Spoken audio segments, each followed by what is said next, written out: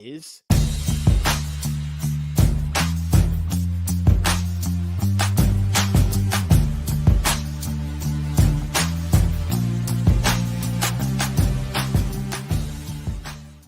And we're back here once again with another episode of the MSK show, and this is going to be episode 260. So I hope you guys had a great day, and I hope you guys have a great rest of your week that is ahead of you. And in this episode of the MSK show, we have no topics tonight because I actually got up for work very early this morning and got turbo fisted at work, and then I got off work, came home, and this was the day where I was invited to be a guest on the Whiskey Capitalist podcast. It's a person that we follow each other on Twitter, and his podcast is on Rumble and X, like my Iron Man podcast used to be. And I was there with him for a couple of hours until this show started. And as if you guys didn't watch the MSK show on Monday, your lovely mustard jar friend, Grey Poupée, is not here this week. He's out of town. So he'll be back on the shows next week. But what that meant was that since Gray actually told me in advance this time around, because usually that fucking bat rastard will tell me last minute, he actually told me in advance, which is good because that allowed me to score a guest this week. So as you guys know, we had Netters Network, which was Troy Pacelli's wife. We had her on not last week, but the week before that. And I had said, hey, would your husband want to come back on the show? Technically, new show for our first appearance again. And she was like, I'm pretty sure he would. And I was like, he can be our third guy on Wednesday. So our featured guest tonight is Netters Network's husband, Last Call with Troy Pacelli. So as you guys know, I went through her to get to her husband because like most guys would go to the husband to get to the girl. No, I go from the girl to get to the husband. That's how it works for me. I'm trying to get that insurance money because he's Tony Soprano and he's not gonna actually convince us otherwise. Okay. Yeah, why not? Or what other Italian mobster could you be? I forgot. You're in the Godfather too. You Italians are everywhere. You guys have pizza, spaghetti. Netter is doing a watch party this Saturday. The film she's doing is The Freshman, which brings back Marlon Brando as kind of a parody of his Godfather character, playing opposite Matthew Broderick, who plays an Al Pacino-like character. So looking forward to that.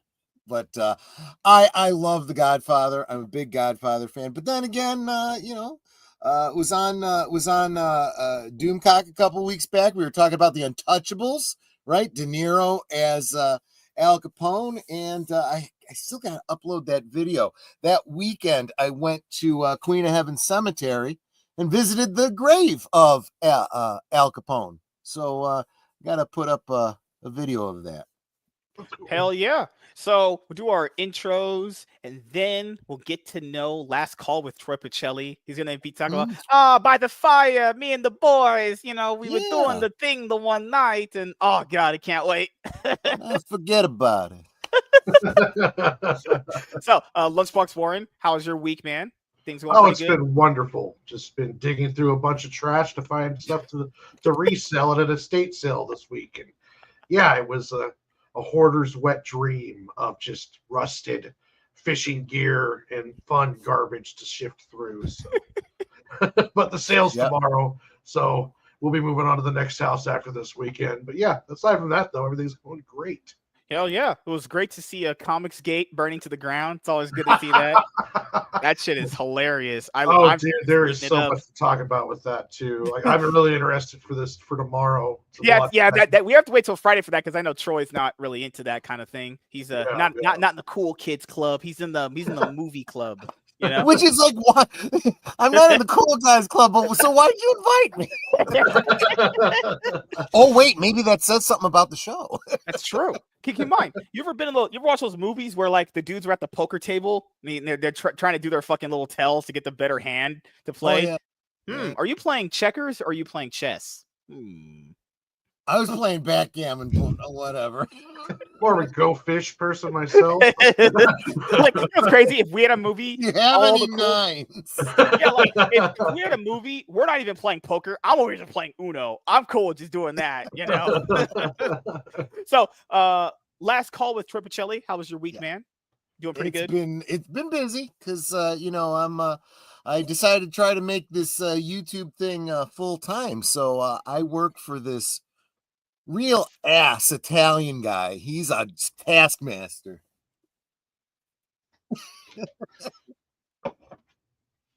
Is he one of those like a spaghetti making Italians or one of the pizza making ones?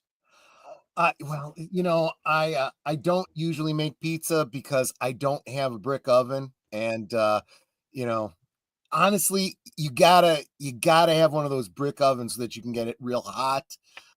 It's just something about the way the dough turns out. But yes, I have made fresh pasta. It's a lot of work, but it's totally worth it. Kind From of do that scratch? around the holidays. Oh From yeah, scratch oh yeah. pasta? What Oh, the sure, hell? sure.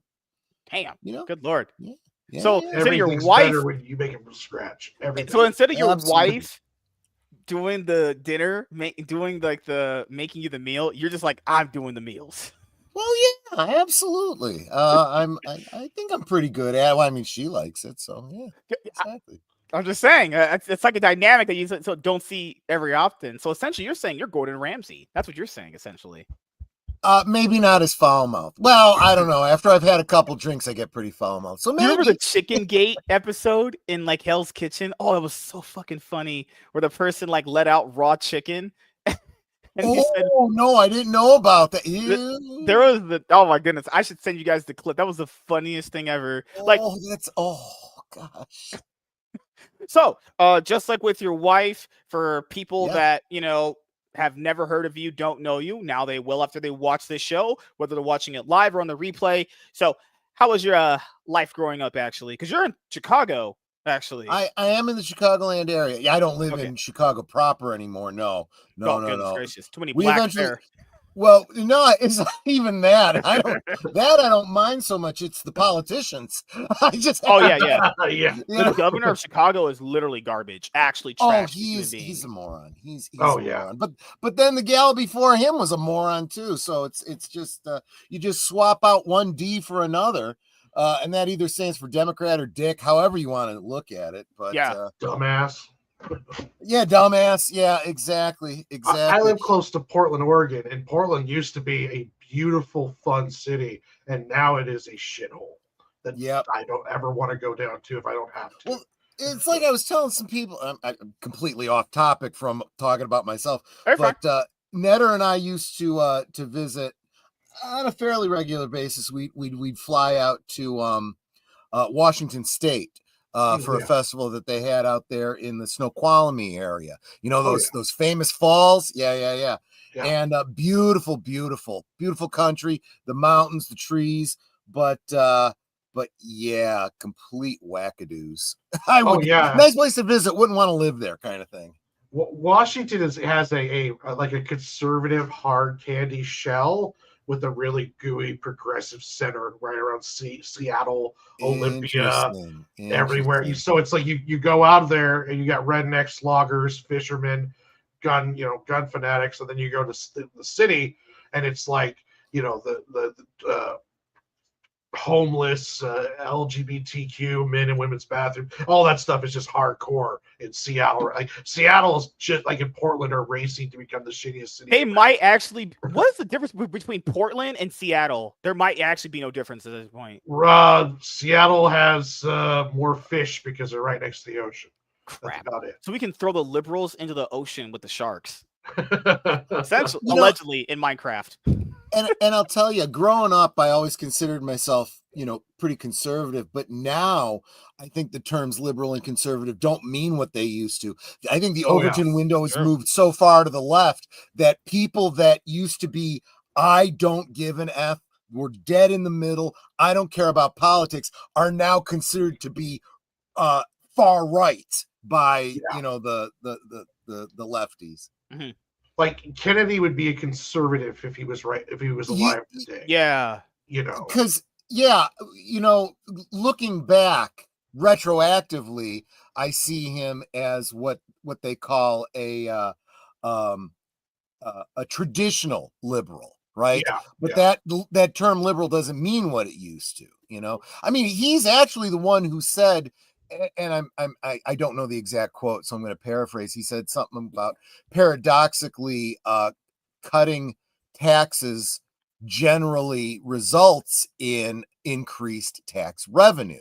That's a very conservative financial concept. You know, in other words, if a company isn't being taxed as much, they have more money to put into their company. They can hire more people. You have more people paying into, you know, and you know who gets all the grief about that is Ronald Reagan. He says the exact same thing, 30 years later. Oh, his trickle down economics is BS. Okay, fine. I guess your socialism's going to work out so much better. Okay, go for it. Just What's absolutely actually brilliant. crazy about the whole socialism thing that people bring up in their conversations? Well, not us. We're actually like not idiots. No country, from what I know, from what I've looked up, is actually utilizing socialism at all. Most of the ones that are successful have always used capitalism. Capitalism is a way to be successful. Like I remember, I think Charlie Kirk asked some of those college kids, it's like, name me a country that uses socialism that doesn't use capitalism. They couldn't name a single one, or one that used them that actually beneficial. It's like they're not happening at all. They don't exist. So I have an interesting insight on this, because one of the talking points for socialists is generally, well, that's because real socialism has never been tried. No, it has. Given the fact that we've been around for 2,000 years, everything's been tried. But you have to understand what true socialism is. For example, let's take a look at China right now. Within China is true socialism. But China does not. We are also part of a global economy. China doesn't deal with other countries as socialists. They deal with them as capitalists, because you have to when you're in a trading economic relationship with other countries. So again, you go back and say, okay, well, what does China look like under socialism? The same as any other country that's ever done socialism. You've got a bunch of people at the top that are mega wealthy, and everybody else is dirt poor and starving. I was going to tackle onto your point. That's like when, the person uses the saying back in the day of like, money doesn't make you happy, like that kind of thing. So like a poor person or like a billionaire will tell a poor person, yeah, money doesn't make you happy.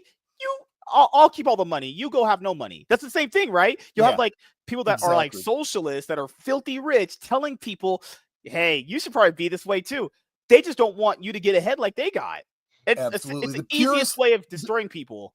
The pure idea is they look at families, churches, things like that, communes and so forth, and say, if everyone shares equally, everyone's going to be happy.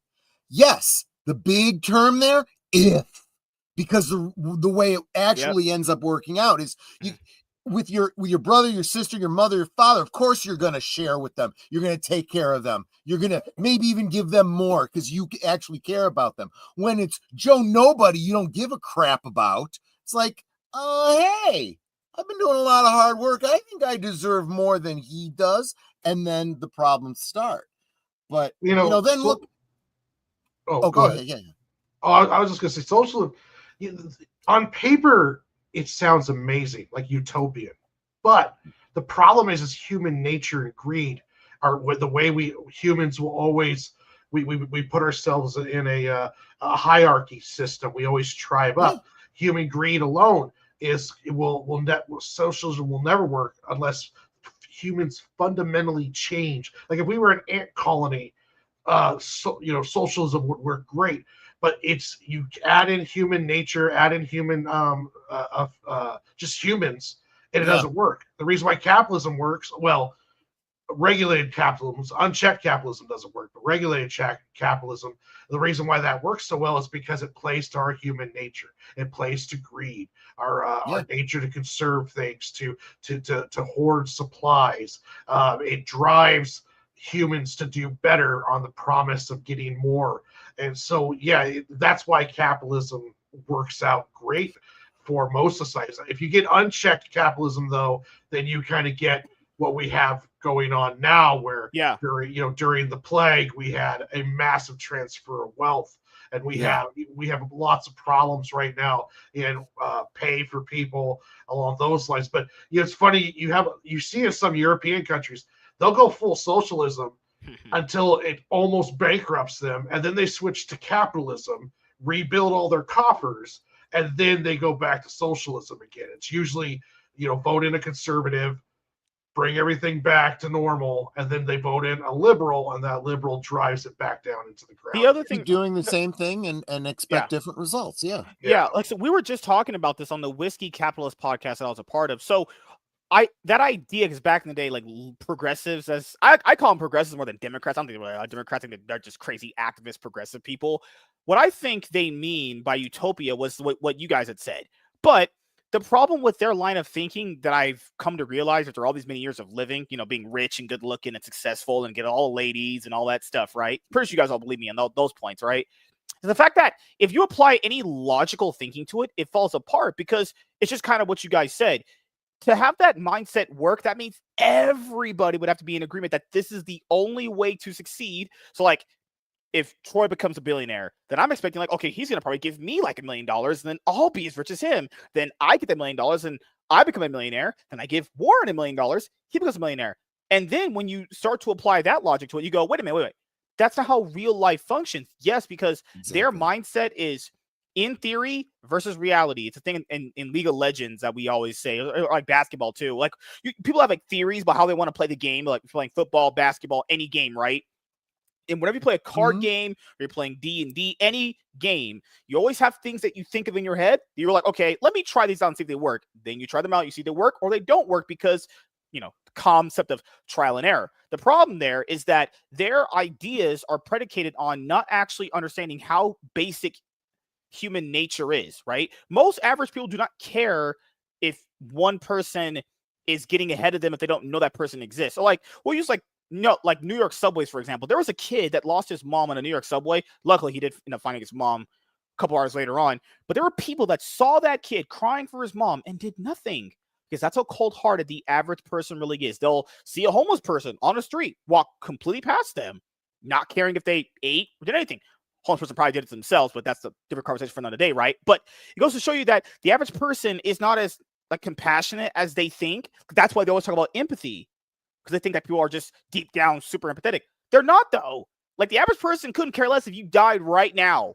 We're being honest here. That's why human nature always plays, and that's why their theories don't work, because it's all theory. It's like we're not that empathetic towards each other. Also, in human nature, if I'm a billionaire, why should you get my shit?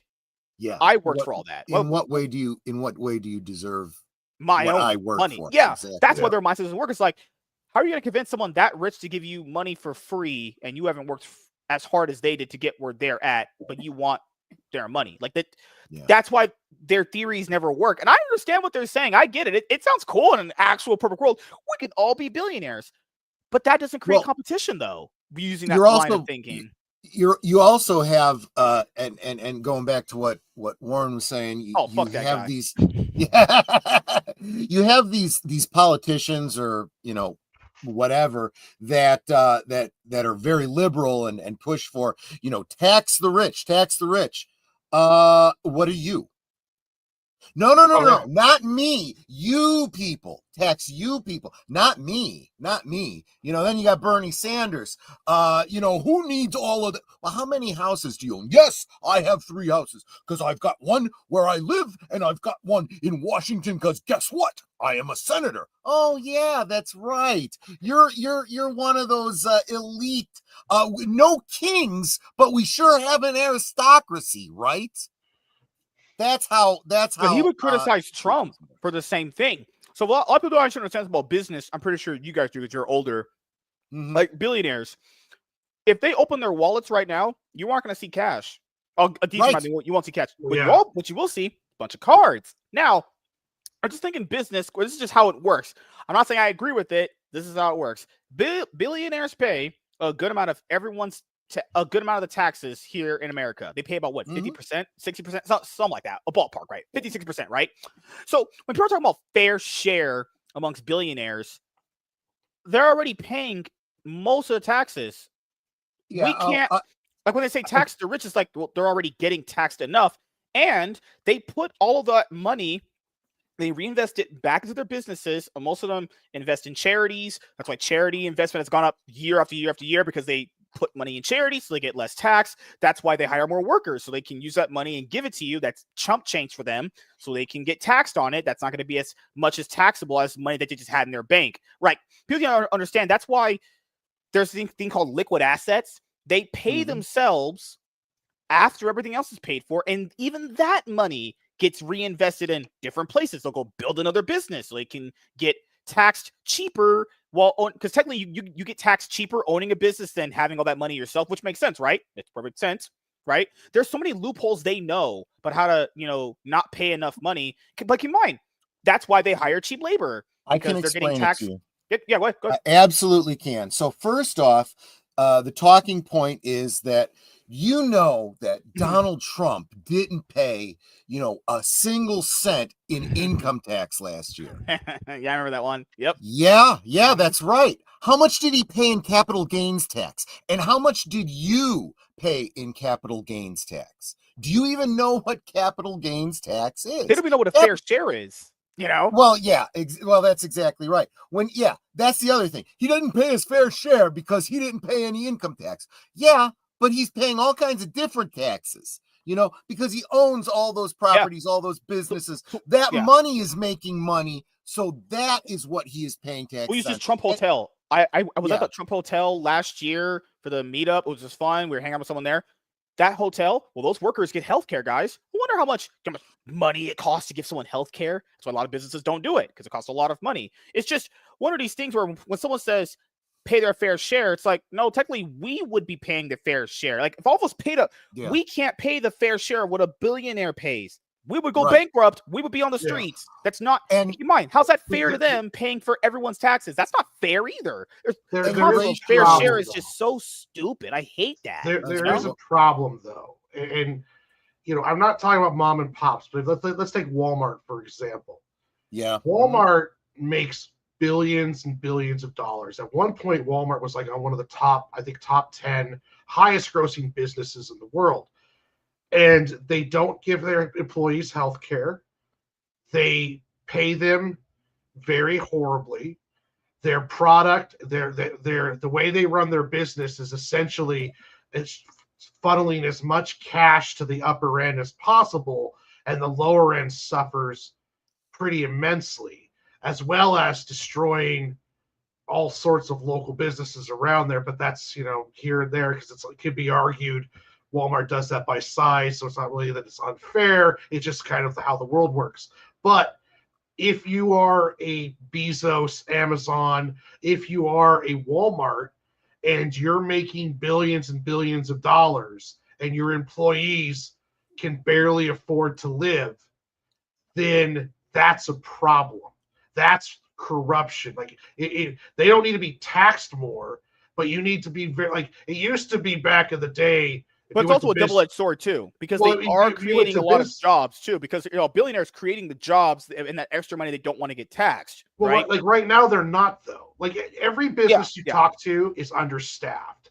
Every business is running with less employees because they're trying to keep up plague level profits with, and the way they do that is taking away from everything else. So you have a really big problem. Like you cannot justify to me that the Walton family or Walmart can't provide health care for their employees. Like you can't justify that in any shape or form, and not just some shitty health care that barely covers the employee. You probably get like a $500 limit on that anyway. I was a medical assistant at one time, and when they offered us our insurance, it was barely coverage for me, and if I added a wife and a kid on, it was $1,500. If you work at Walmart, because I have a lot of friends that do work for the Walmart here in our city.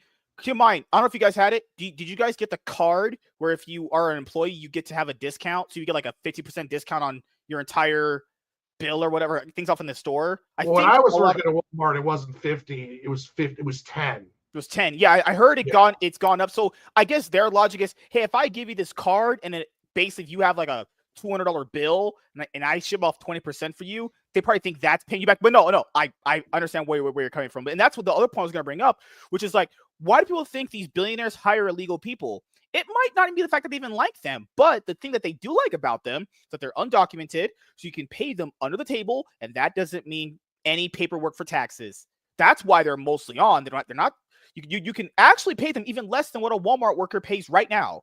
You can pay them even less because they're not actually documented, and you can just give them kind of whatever. You could probably maybe fuck it. Oh, give my $200. You can literally give $200 cash. That's it. Not tax. Not on the Speaking table. of the shit Fine. Walmart pulls, during the plague. During the plague. Holy I don't like to shit. say the C word because I heard that YouTube gets upset about that. So I just say the plague. All I know is the Black Plague, which is during the plague, Walmart was one of the last companies to pay hazard pay to their employees. Fred Meyer's, Kroger's, Albertsons all did it way before Walmart did. What Walmart did do was offered their like semi quarterly bonus. They offered it once a month because they were making, in the quote unquote, in their words, Black Friday sales every day for a whole entire month. So month after month, they're doing their best sales ever, and they're not paying their employees any more money. So then I was working there at the time. So then when it comes up to the bonus, they say, well, we're going to give the bonus based off if you're a part-time or full-time employee. Now, everyone knows or thought that if you're a full-time employee, if you work over 32 hours a week, then you're full-time. But what we found out from Walmart, and what I found out too, is that is not a federally regulated law. You are only full-time if the company considers you to be full-time. Yep. A female that I worked with had been there for a year and 8 months. She found out that her entire time there, when she was working 32 to 40 hours a week, she was considered part-time the entire time. Yeah, and got a bonus there. And when she asked about it, workers. Yep. When she asked about it, they should have said, "Oh, well, you should have told us you wanted to be known as, or you wanted to be considered full time." And that's the kind of shit that's the problem. Like, I'm not, like I said, I'm a conservative on a lot of things, but with corporations like that, there's no excuse to be treating employees as shitty as they do. Well, they're counting on the average person not actually ever bringing anything up, because if you're a manager, you're automatically considered like full time, but the person that's considered part time is what you had said, like a friend of yours that working like 32, 40 hours a week. That person isn't on average going to be bringing that up. They think they're full time from the work that they're putting in. You know, I used to think it was automatic. I thought it was like they had to consider you full time. But on the application, don't they tell you you're applying for part-time or full-time? They have you choose. Now they do. I don't know about before. Yeah, well, for the Walmart one, it was part-time, full-time, but you could request to be only, I guess, part-time. Like if you like, they would say like, what days are you available and what days do you not work, that kind of thing. Yeah. But yeah, it's just, I don't know. I don't believe in tax on the rich thing. You could tax all of them 95%. They're going to find another loophole anyway. You tax them more. They know all the games, you know? Yeah, I want to go back to something else that Warren had said previously, because he said something about capitalism. I'm trying to remember exactly how you said it. You said capitalism regulated by law. Like unregulated capitalism. You have to be careful of, because then you get the Bezos Walmart situation. Sure. And that's exactly. That's why I wanted to get back to that. So capitalism. You know, what's the old, I mean, they always misattribute it, so I don't know who actually said it, but capitalism is the worst economic system except for all of the others, right? Yeah. Or another way of saying it, it is the best of the bad, because there is no truly good, right? So just like true democracy is hell on earth unless it's regulated by a constitution, capitalism is not going to be that much better than socialism unless it is also regulated. The problem is we have all the laws and regulations in place, and then the lobbyists come along and they say, "Hey, Senator, you know, I'm here from Amazon, and we want Amazon to be treated a little differently. We want to be regulated this way instead of that way. Can you just kind of make that happen for us?" And that's how you end up with these situations. We also have all of these antitrust laws, right? So that you shouldn't be able to have a Walmart or a Target coming into your neighborhood and being the only store in town, but they don't enforce it. And when people try to bring it up, you don't have standing. Standing is another. We can get into the judiciary and how standing works. We don't want to go against the. So there's a lot of things that are broken.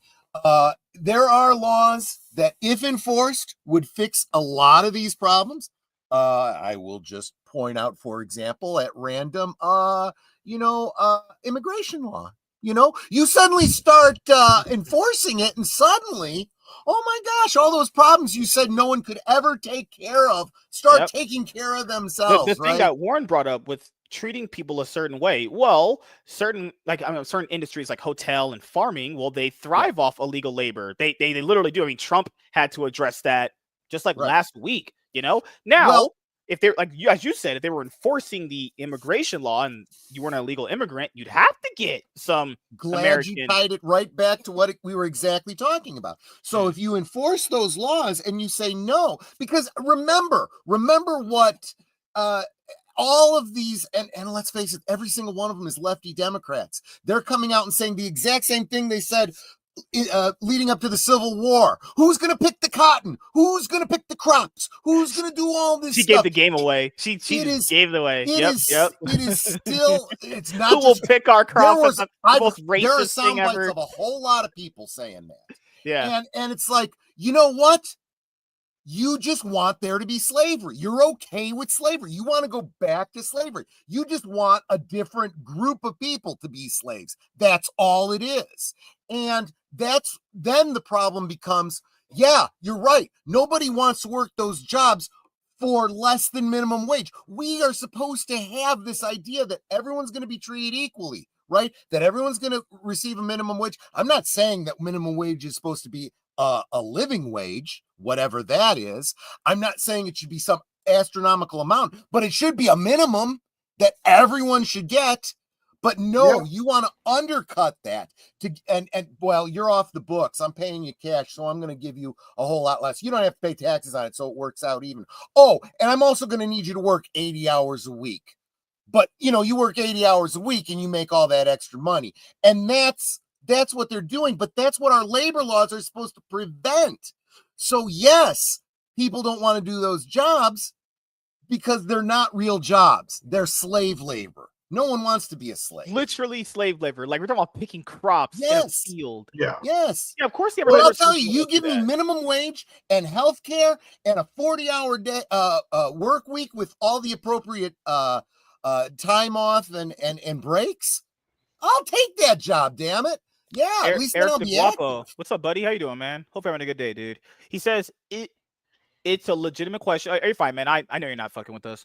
Without the migrant workers being treated poorly, we would likely have food prices skyrocket. Possibly in the short term, not in the long term. Yes, yeah, and that's the thing that was created by what these people have been doing. And I get that now, that if you take them away, the prices on that are going to shoot up. But are we just going to allow that to happen for 20, 30, 40 years? What you to keep going? actually end up with when you have everybody that can legally work employed doing those jobs, you will suddenly find, just like I said about that JFK quote, ironically, you cut taxes and the tax revenue goes up because you have more people making more money. Same thing. Yeah. Remember, you say that, well, the things will be so much more expensive. We can't afford food. Yeah, but you're already paying those high prices in all the taxes that you're paying that are going to pay for this slave labor. Yeah, we're already getting taxed out our ass. Like, if anything else, like we're used to prices going up anyway. I'm just saying, literally when people said, because I was bringing up the Nintendo Switch 2 argument and some shows ago, people said, "Oh my God, the Switch 2 costs a lot of money now." Now, just using that as an example, how are we not accustomed to things going up in price? That has been happening ever since we've been alive. Think of a year that you've lived since you were a kid. What year hasn't things gone up in price? There's never been a year things have gone down. I'm just There's saying, also, you know, we did a big talk on this on Geeky Geezers because we were talking. Geeky Geezer, you guys are old. Fucking Yeah, hell, we Troy. are. Yeah, we are. My partner, Aged Boomer, who's not really a boomer, but he goes by Aged Boomer, says he's real into the consoles and stuff like that. So those are the news articles he wants to talk about, and he's talking about all these prices and not only the prices going up, but they're giving you less and less. Now you can't even own the game; you got to have a download. And all. Okay, so whatever. And I'm like, yeah, you realize that as long as you people. And by you people, let me be specific. I mean people that buy these games, you people. Fucking nerds. Yeah, exactly. You people that are buying these, you enable that. If you go out and complain about the $80 game and then go out and buy it, they heard nothing you said. All they heard is credit card got swiped. That's all that matters. Exactly. Yeah. Because that is part of capitalism. That is a law of supply and demand, right? As long as there's a demand and I'm charging you for, and honestly, from a capitalist standpoint, that's what a company should be doing. They should be trying to make as much as they can. And once they hit that point, right? Okay, people aren't buying it. We better back off a little bit. Okay, that's where you coast. Now a tariff comes in and suddenly your cost goes up. If you are actually charging as much as you can possibly charge, well, you're going to have to eat that because you're already at the point where people aren't going to pay anymore. But I'm telling you, people need to realize I don't need that freaking new game to live. I do need to get to work. I need to pay. You can't live without Mario Kart? What? Crazy. See? You can only raise the price of a product so much before you stop selling the product. Like around here in Washington, we have a problem with our rent prices are skyrocketing. Well, the thing is though, is that an apartment complex that my dad is the manager for, they have like 4 openings and they can't fill them. Because they are at the limit of what you charge. So if you can't sell a product, you could charge $1 million for a Geo Metro. But if no one buys it, then you're not selling any Geo Metro. Then you get zero. Yeah, exactly. And another thing about price rising too is, and also minimum wage. I don't think Walmart should be considered a minimum wage job. I think the wage should be based on the overall gross of the corporation and company. Now, McDonald's are different because those are owned by individuals who are using the franchise tag.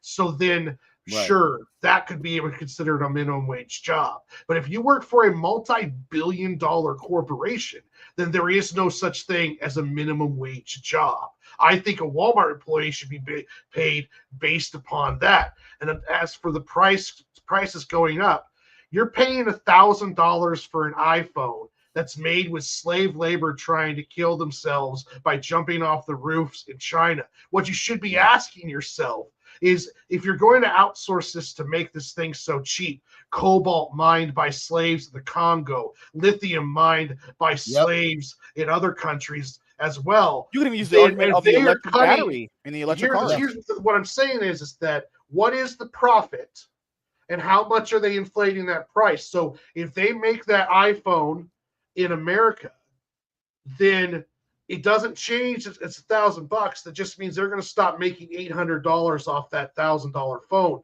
They'll start making $600 off of it or $500 off of it. That's the problem. How much of that 1,000? Because they're not transferring the savings over to us. If you're going to outsource and use slave labor and destroy generations of these third world countries, then why are you still charging us that same price? And don't tell me that Apple can't make an iPhone in America and still sell it for $1,000. Exactly. Well, then that goes to the manufacturing argument there too, because manufacturing has been a little bit different. They're differently handled here and outsourced, like you said. The problem is though, is that when they say these prices have to raise, no one asks, well, how much are you making per item? Like, so if you make the shoe in America, and the shoe's being sold for $300. Now, the one that you had sewed up in Mexico cost you $10 per shoe to make. In America, it costs you $50 or $80. You're still selling it for $300. So they're not raising prices because the cost of stuff is going up. They're raising prices to keep their exorbitant top end take home high. They want to be making $1 billion a year. If they have to pay Americans to do it, they're going to make 800 million a year. Oh no. But that goes to show you right there the mindset of someone that rich versus someone that is talking about taxing the rich. They're thinking of every single line of how to make a profit, like you said, even if it means using slave labor. That's because they don't care if they're doing that, And I can address that point, but I did want to make a quick divergence because I did want to comment. Where was the comment? It was back here a little bit. It was Hellhounds or Eric's? No, it was someone who was ripping on you about your hair, and I wanted to jump in and Miss say, Sparkles. look, She's just fucking. I will. Hi, Miss Sparkles. Well, and this is the same for Warren too. I will rip on the Riz Master for just about anything except his hair because, well, I envy him because he has hair. I can't say nothing, so I'm just gonna say that.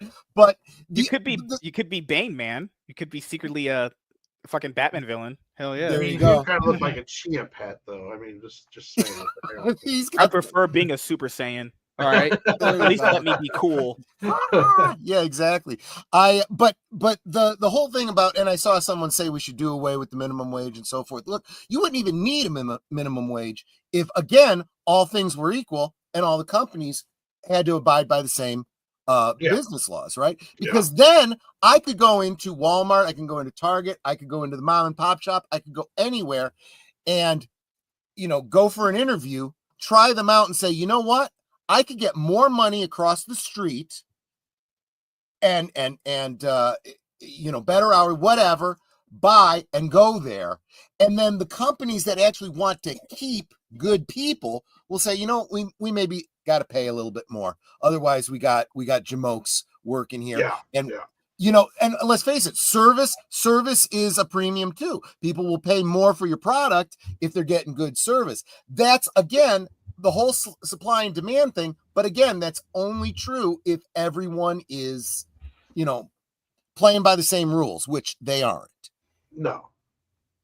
And also keep in mind, given the fact that we have 50 states, and keep in mind there's a lot of billionaires and millionaires here, people don't understand the way you become a billionaire or millionaire here in California is different than your guys' states. Every place is different with like how they tax, how they apply all those other taxes and federal laws and all that shit. And all these guys, keep in mind, they know all this stuff. They do. But the thing, if you're a boss, is what I figured out, because my boss is a filthy rich and dirty, filthy, disgusting rich.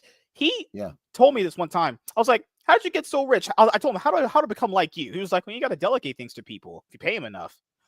They're not like, they paid people to get so good at one field. They don't even need to study it more themselves. Remember how like these billionaires have like executives around them all the time and boards and shit? They do all that shit for them. They're already so filthy rich. They don't even do anything. That's how you know you made it in life, when someone else can take care of every single thought you have. Grab Eric's last comment is a great one. He banged my wife. Did you not know that he banged my wife and made me watch? Eric, how well, but it was still a good comment, Are you like one of those rappers that enjoys watching that stuff? I mean, no, I'm not a loser. Okay. I'm not like that. Good. So he says every single time minimum wage increases, jobs were lost and prices of goods increase. It's a terrible policy. Look, we all said this when they were like, everyone deserves a minimum wage. Minimum wage should be $15. Minimum wage should be $20. Said if that happens, your cheeseburger is going to cost $20 at McDonald's, and you're going to be ordering it with an app. Guess what? That's exactly what's happened. Washington, exactly what happened. And why is that? Because all the people that they can't continue to make the profit, so they fire as many people as they can. They put in as many computers as they can, and they up the prices. And now I hear McDonald's talking about people aren't coming anymore because they can't afford the prices that we're charging, but these are the prices we have to charge in order to make a profit. It's like, well, your business model is over. It's pretty much over. And all those people that are out of work, guess what? They can't afford cheeseburgers. that's how the economy works. And that's Also, you why can't afford to eat at home because eating at home also costs a lot of money because every time you go to the grocery store and you bring up a lot of items, that's just going to be at like $100 and your cart's not even fully having the items all rang up. It is cheaper than the fast food, though. It is, It's but it's starting to get better. Like I've noticed. Yeah. I noticed it's starting to get better. Like I my wonder why. grocery bill is starting. Well, yeah, because it's starting to work. Like inflation almost stopped now. Oh, you're a black guy that's working. That don't lie to us. CNN said you guys. I work under the table. What are you talking no, about? a black guy working is like a black guy being a part of his kid's life. That's a myth. That's literally not real. Good. But no, it's starting to work. It's. I live in Washington though, and our governor put on $16.8 billion worth of new taxes recently. So then our gas is going, like we pay $4.59 a gallon here. Yep. And then in like Montana and Texas, they're paying like $2.85. It's like everywhere else in the country seeing the results of Trump's work, but except for Washington, California, and Oregon, because we are the woke coast. And we're essentially just all California, really, which is different flavors. That is part of the misconception I think that most other countries have about us. And I think a lot of people that live in this country, you got to realize that we are still, despite the, what people believe after the Civil War, we're still a bunch of confederated states. We are you could almost think of all the different states as individual countries living under one big union, federal union, so there's some laws that are federal, but by and large, the states are mostly allowed to do whatever the hell they want. And luckily, though, that also means we have the freedom to go, screw this. I'm tired of I loved living on the coast, but I'm tired of my taxes being through the roof. I can't afford anything, and my house keeps burning down. So I am moving, somewhere also, I can't tell else. what a woman is walking down the street. Well, because everyone's on fire? Yeah, that's another reason why you can't tell. Now, if we could just get Texas or Idaho to legalize weed, then I'll move there. No. That was no. You talk about things making worse. Weed getting legalized. Back in the day, people kept saying, "Oh, if you legalize weed, things will be better." No, it hasn't. Nothing's better happened because legalizing. The weed's better. Oh my god, I hate you. I hate you. I could draw a perfect comparison between not just legal or illegal weed, but the whole treatment of weed as opposed to prohibition and alcohol. It's not whether it's legal or illegal that's the problem. It's going back and forth. It's making it illegal, building up an illicit business around it, all this crime, and then legalizing it, and it just becomes a different crime. It just becomes people that are given the right to sell it with licenses, and it's usually the friends of somebody who's in the know, who works for the government, that can approve it. I'm not necessarily saying, weed is good or bad, alcohol is good. Alcohol is good, let's just face that. Weed is very good. I'll take your word for it. You guys, he's a weed bro. No, it was like 10, 15 years ago. I remember back at least 2008, 2009 period where dudes that were just weed bros were like, man, you make this better. It's not as bad as cigarettes and all the other alternatives. It's like, but it hasn't done anything. It hasn't helped anything. It's just people just wanted to smoke weed. That's all it really was. Why did I have to hear like the bullshit marketing ads? It's better for you for all these reasons. Like no, nothing. It benefits society in no different way. Now, if you have to medically use it, that's fine. If we're gonna get onto the weed talk here, weed is healthier for you than cigarettes and alcohol. Yeah, but it hasn't improved the quality of life. Overall. But no, the problem thing is though, it was made illegal because they were trying to use it to suppress minorities, and they were also trying to use it to destroy hippies, as well as the pharmaceutical companies don't want a organic painkiller to be on the market. Also, they want you to use tobacco companies. They didn't want competition. Well, tobacco companies don't want the competition because weed's safer than tobacco. Yeah. So it shouldn't be illegal. That's more of the argument. It's not that it's God's gift to man. It's just it doesn't.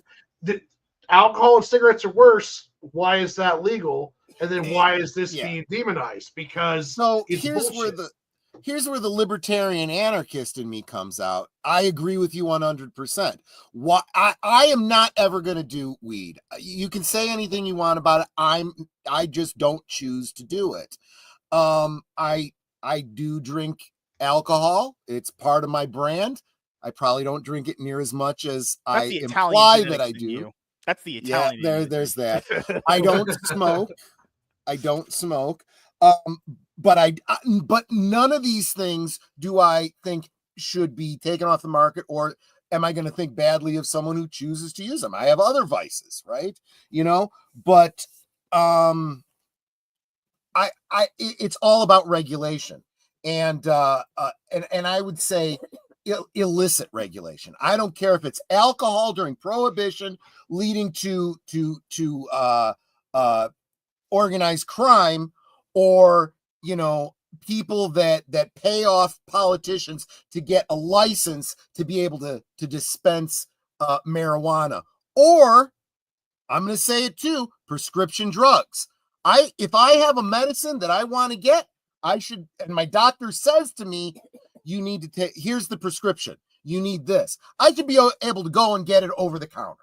I should not have to go through an insurance company and not be allowed to get, or maybe I'm not a licensed doctor, but I believe that, let's say, something that you give to horses to get rid of parasites might actually help me.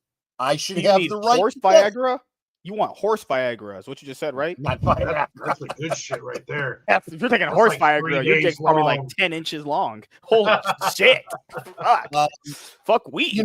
If people can self-medicate with alcohol and weed and whatever else, they should. Why can't I buy horse Viagra? They should be able to medicate with antibiotics, or any other drug. But we need to keep that regulated so we can keep the prices as high as possible, so those pharmaceutical companies and the insurance companies can make all the money. Well, we shouldn't be paid 10 times more than someone in England for the same diabetes medicine. It's ridiculous. Which again is what a lot of these tariffs are all about, and I think we're going to be seeing a lot of that turning around too. Eric Guapo says, "Don't legalize weed. It is going to attract all the leftist weirdos." That wasn't it for me. It was the fact that they had said it was the best thing for you, and realized they just wanted to. I was like, yeah, if you want to legalize, that's cool. But why are you selling me on some bullshit? Like, if you smoke that, I'll fucking start having girls blow me. Like, what the fuck? That never happened. That does not happen. I have to say that I have yet to get a blowjob from smoking weed. So that I remember not happened. I remember in high school, these two dudes were smoking weed with each other, and they blew each other, and they started fighting each other at school. It was like, but did weed make you blow another dude? No, that's not happened either, too. Nope. I have yet to give a blowjob high, so again, I can attest that weed does not make me do. But stone sober, sure, that. Well, $20 is $20. What can I say? Yeah, if you got high and you blew another dude, I'm just saying, you like dick. Just saying. It wasn't the weed that made you do that. It was your love of dick. And here's the other thing. When you say weed is better for you than tobacco, well, okay, sure, but then again, getting beat into the hospital is probably better for you than getting a bullet through the head. But I mean, they're still not good for you. I mean, well, no. What I mean by it, and I don't mean that weed is healthy by no means, but and that's the argument with weed too. And of course, proponents are going to treat it like it's some kind of miracle thing, which it's not.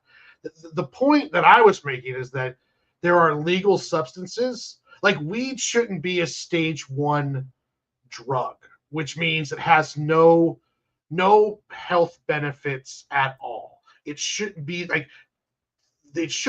that staging. Like, it shouldn't be treated as if it's like heroin, even though heroin's a stage 2 technically.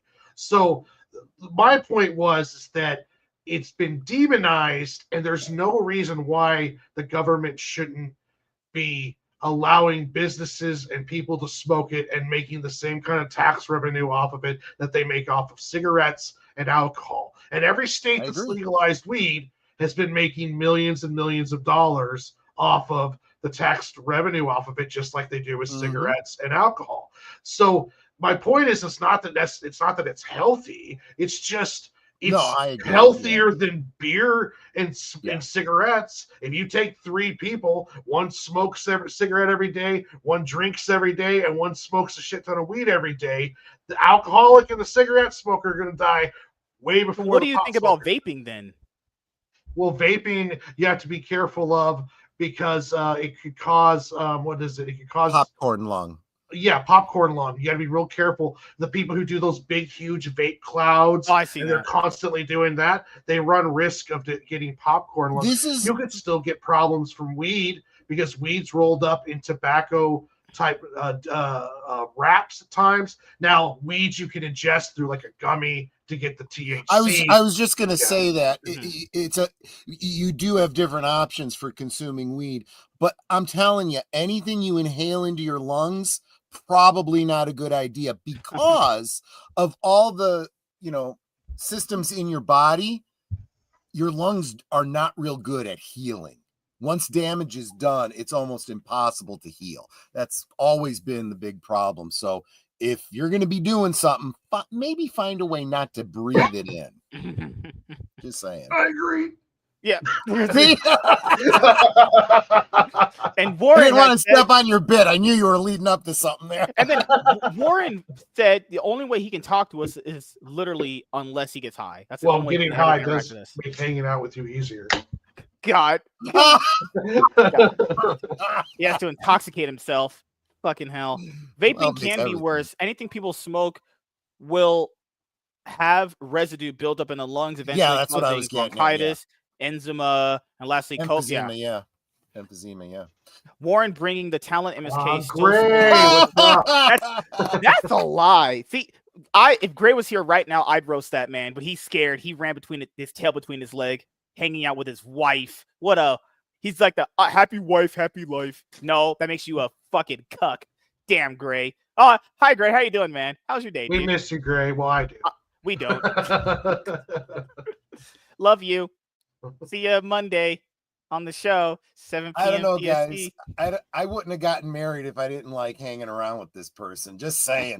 You're going to with somebody. You better really enjoy spending time. I was just saying, though, Just literally the vows are till death Really do us for you. part. Either she croaks or you croak first. Well, this is what I said to her. I said, look, we're going to, if we're doing this marriage thing, I'm old school. I believe till death do us part. So if you decide that you want out of this marriage, one of us got to F and die.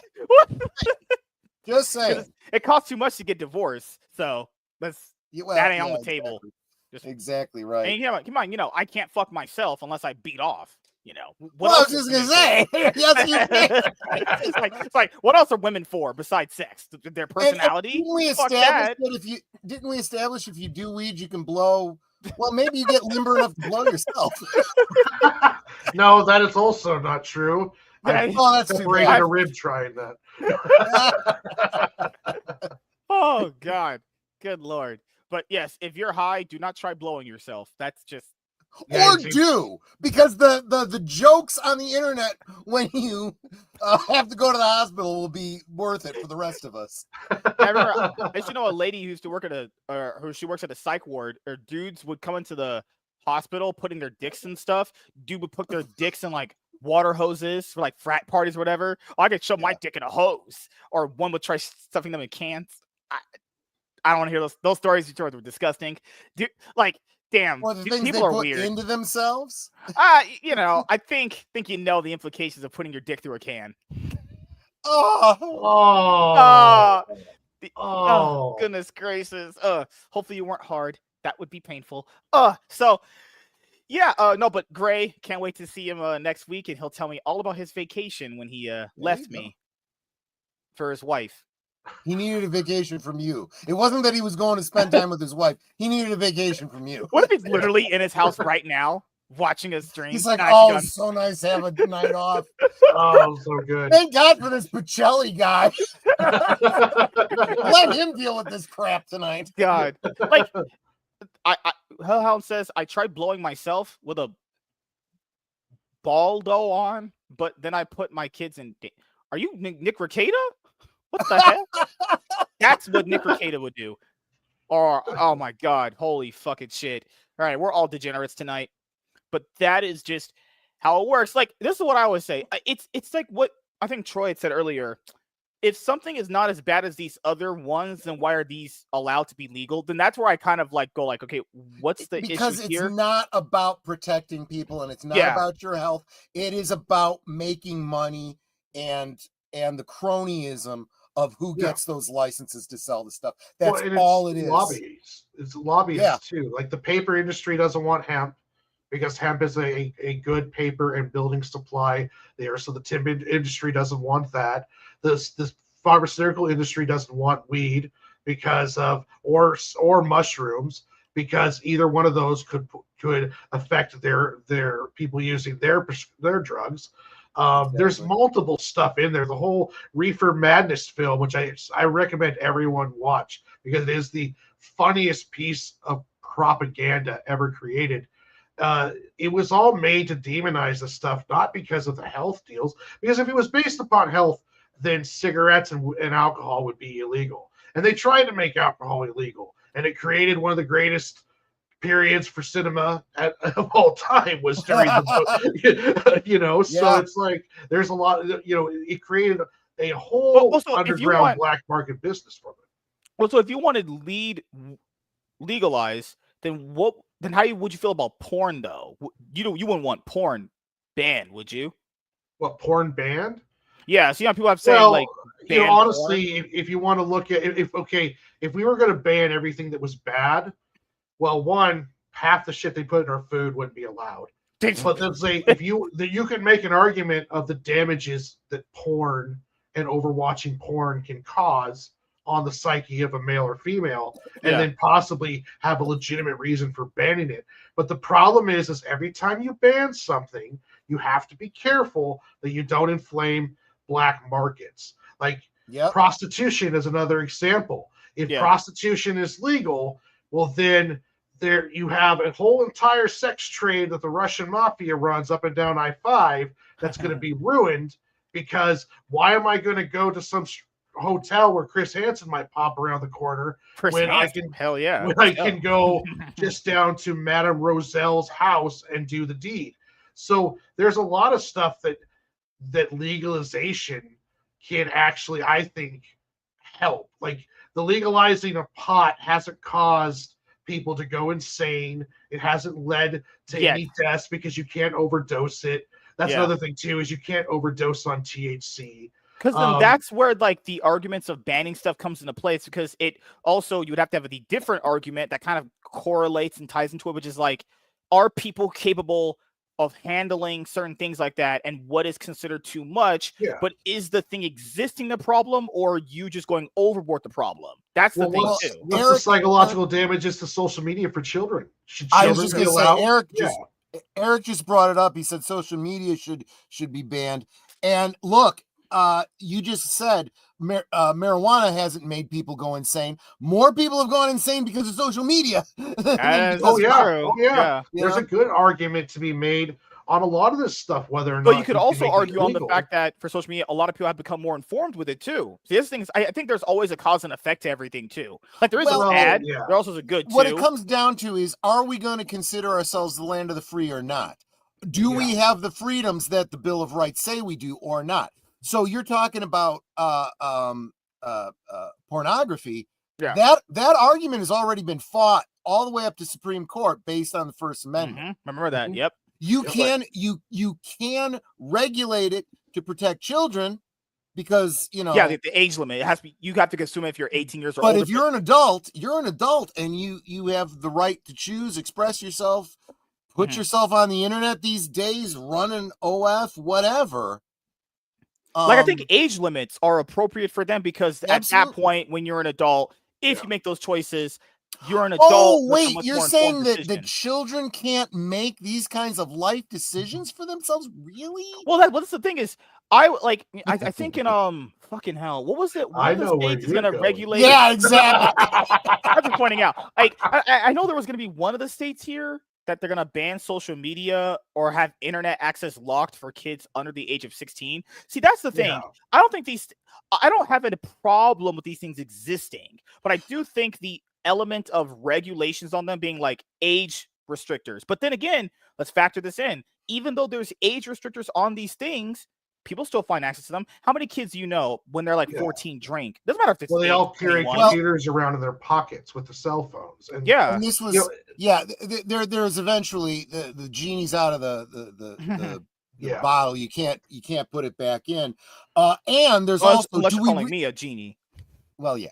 And do you really want the government raising your kids for you and deciding what they can and can't have access to? You got to give that right. There has to be that level of because there should be, and I've seen a lot of parents have strict rules on their kids, but in such a way as to be as permissive as they feel they can be, giving them a little, teaching them to be responsible with a little, and then as they get older, they can do a little more and a little more. And that is how you teach somebody to be responsible. If you never give them responsibility, and then at 18, okay, boom, here you go. They're gonna be sitting in front of the social media jerking off all night. And that's it. That's the thing is, I think everything, like we've mentioned, between weed to banning porn, all that stuff requires a different level of thought and thinking to it. Someone getting addicted to porn is different than someone being an alcoholic. That's two different things, right? But you would hope like the average person can control those things. That's where the empathy of, I guess, imagine progressives and Democrats come through. I would hope you have control over yourself, that you wouldn't overdose or you wouldn't get alcohol poisoning or you wouldn't become a porn addict. You would understand there's levels of this stuff, but average people don't have that. Eric makes a great point when he says you let the government raise your kids when you send them to school, which is why you should have private choice. There's private, not private school, there's homeschooling. There is, but keep in mind when you sit there, there's an option to things. You can have your kids go to public school, but you can also. And I'll tell you, the past 5 years have really opened up a lot of parents' eyes to saying, I don't want the schools raising my kids anymore. But, I'll bring that home. Thank you very much. Troy mentioned, and Eric's been mentioning in the chat too, is that it's about responsibility. The social media is something that's really different than everything else we've talked about, because it allowed everyone to connect.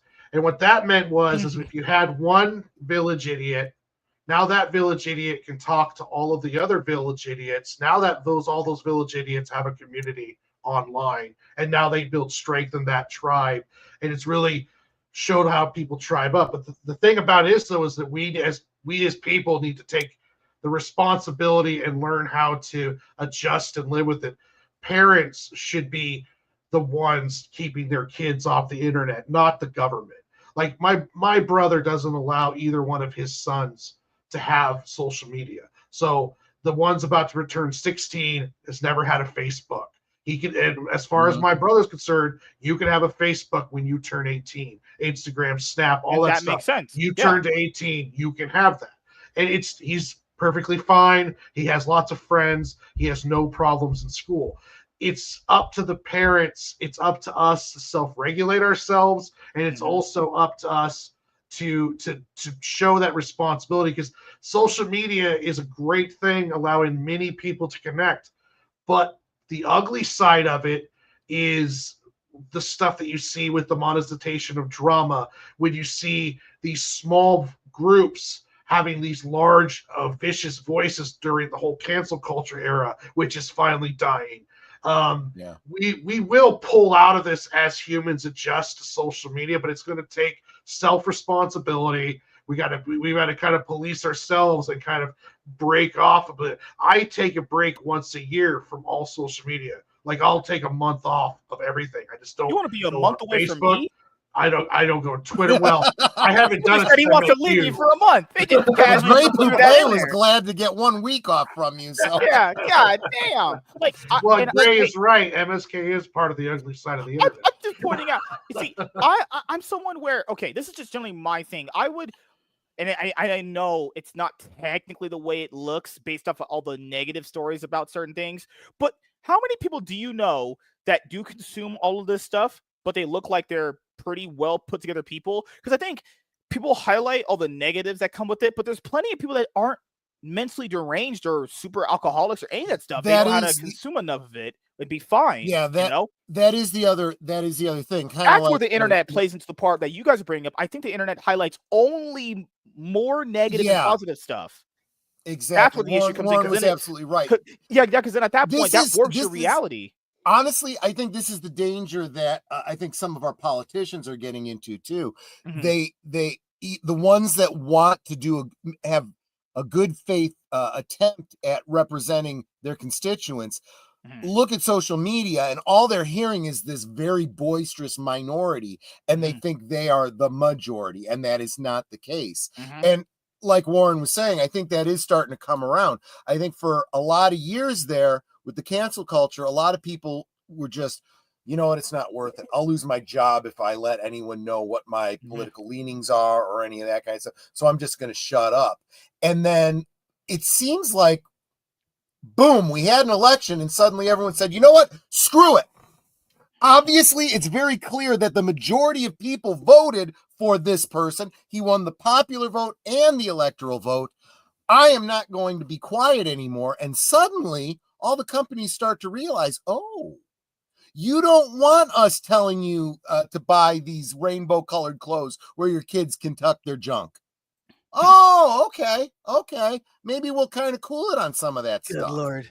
Yeah, and then see, that's the double-edged sword to everything. I don't think people understand when it comes to all this stuff. There's always cause and effect, double-edged sword, good and bad. Keep in mind, without social media, it's why all this is my stance on all some of the stuff where it goes to social media. Is like, I want to be able to interact with all the great people I've met without being able to have this available. And you too. Yeah, like that's the thing. All the great people, and you too. Oh, oh god. He just had to have that one in there. And I get it. There's going to be a lot of bad when it comes to social media. Because if you're going to count social media, we're talking about like Twitter, Facebook, Instagram, and all that stuff, right? What would you count YouTube then? Hasn't YouTube did enough damage to a lot of people? It's also did a lot of YouTube's good. part of it. Like Yeah. the brain rot it could cause Mhm. kids, the Twitch for sure. Like the crazy, it's all places for them to argue.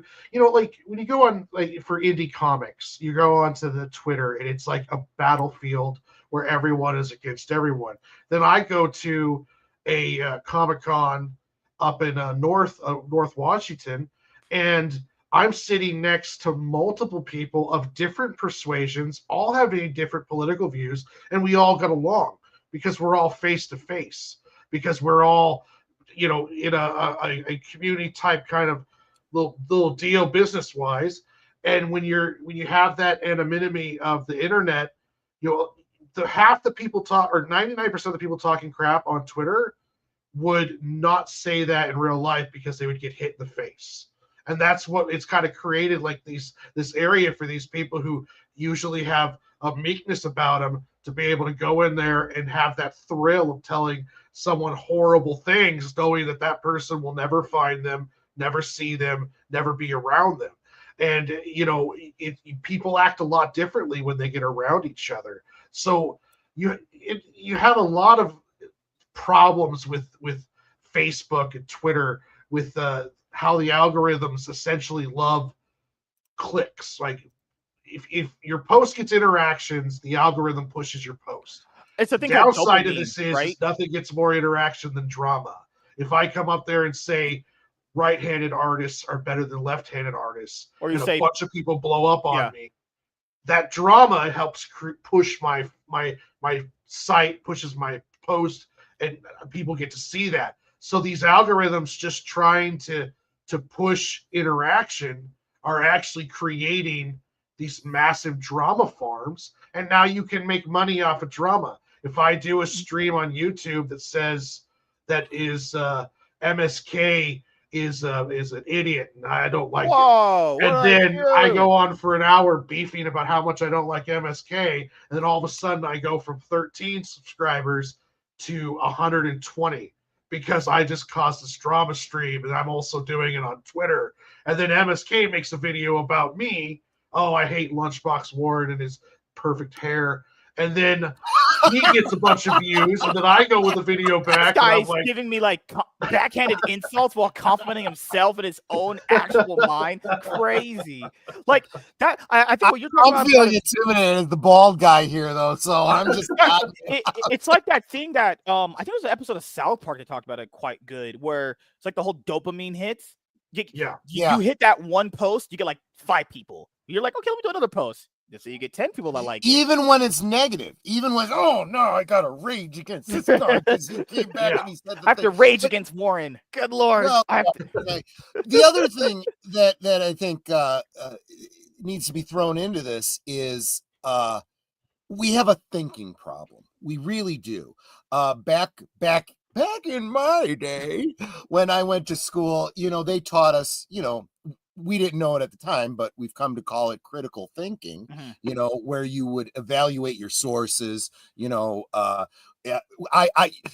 should believe to some degree what you read in the newspaper, but not all newspapers are made the same. Bat Boy isn't a real thing. I hate to tell you this, what? Exactly. No. I know. I used to have a subscription to World Weekly News. I love the paper. It's great stuff. I love it. But it's goof. But and people used to be able to evaluate that and go, I know that people lie. And so I know politicians lie and I know lawyers lie. So why is it that we now have these people who just literally believe anything they're told and they believe everything they see on the internet? And we used to be our own fact checkers. We would go, not so sure. Let me look into this a little bit more. Now people absolutely accept it as true if factcheck.com said it was true, even though we have now demonstrated that they lie. It's very clear that they do, So, Well, it's one of it's the problem with selling drama, and you see this with mainstream media trying to run a 24-hour cycle, and you can even see this on YouTube. Like we were talking about before, let's say I start this war with MSK. Well, eventually the war ends. Well, now I have 300 subscribers. I got this dopamine hit. I got these eyes on me. Now I have to find someone else to beef with because these people are here to watch me beef with people. Johnny Depp never heard.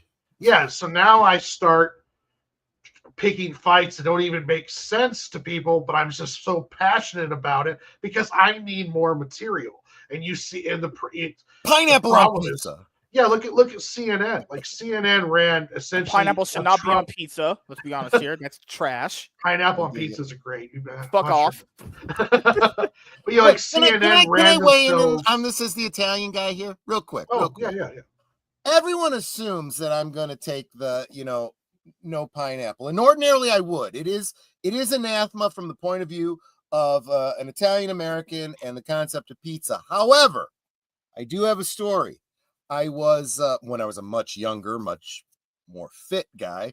I used to belong to a church where, that whole socialism thing. We used to help each other, like we were family. And whenever there was somebody moving, we would just all get together and help. Well, this move wasn't well organized, and there was just a couple of us, and we were moving these heavy boxes and furniture all day long, and I was just dying. And we hadn't eaten because we felt like we had to push ourselves harder and harder because there weren't enough people. The men are getting on the phones with their wives and saying, we need you to reach out to the singles. We need you to reach out to the leadership of the church. We need help here. This is and by the time the pizzas came, in the evening, we were starving. And I mean, I have never been that hungry in my life. And what did I grab? It was a pineapple pizza. I ate that damn thing and it was not too bad. Now, I would not say the same thing if I were to order a pizza right now. But that day, it tasted pretty damn good. So I'm not going to give anyone grief. So what you're basically saying is you were starving, you had nothing to eat, and that came to you like some fucking gift from God, and you basically tasted it like it was a gift I from didn't God. even want to take the time to get across the room to where the sausage was. I was just like, it's food. I mean, I would have. There's a rat on it. Well, I'll just eat around it, you know? Oh God. Kill me now, please. I love pineapple pizza, and I thought he was going to say I love rat meat. No, I haven't been that poor in a while. So. God damn. We don't live in Haiti. We don't live in Haiti, Troy. We live in the United States. They're eating the dogs. They're eating the cats. They're eating the pets of the people who live there.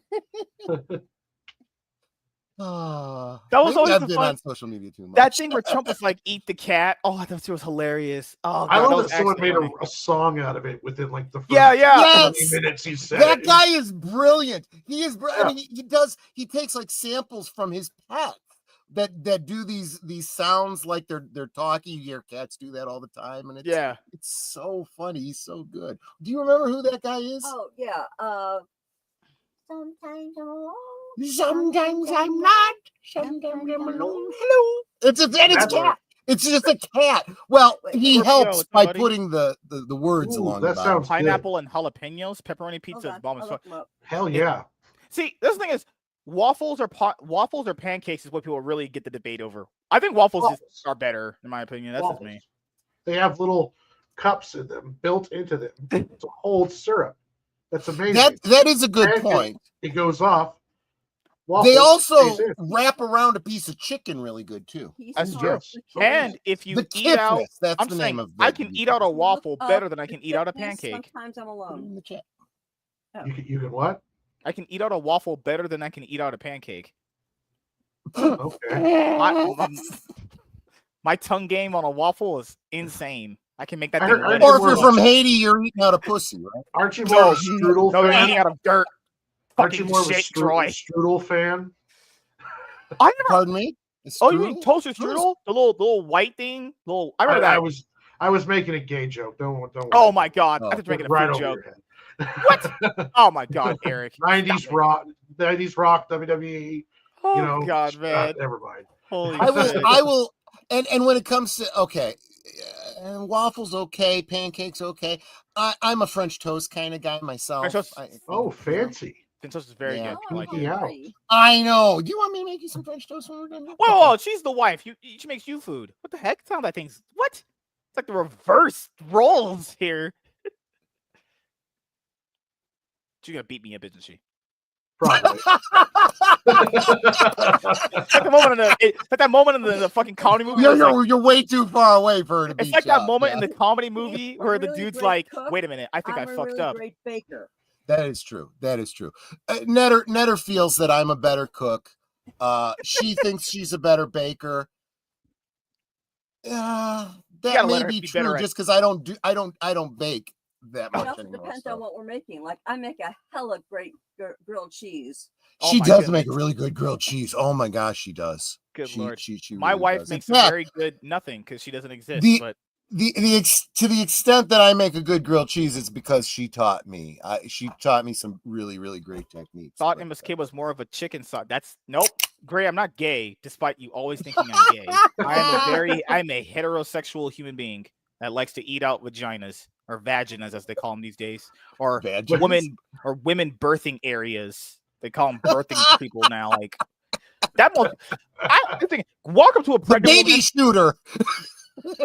Go up to a pregnant black woman and call them a birthing woman. They might actually beat you up. You live in California. I live in Washington. We have chicks with dicks around here. So I mean, like, they're women with prostates. Those are called men. No.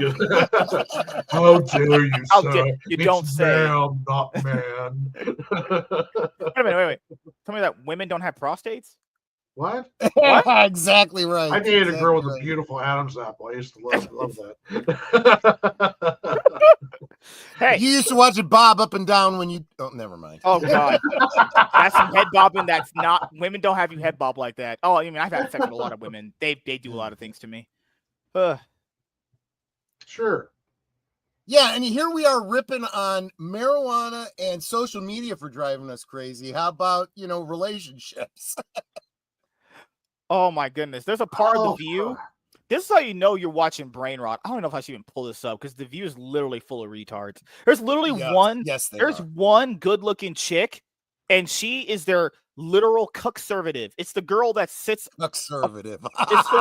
she's literally a conservative. She literally has I've never seen a fucking bitch this retarded.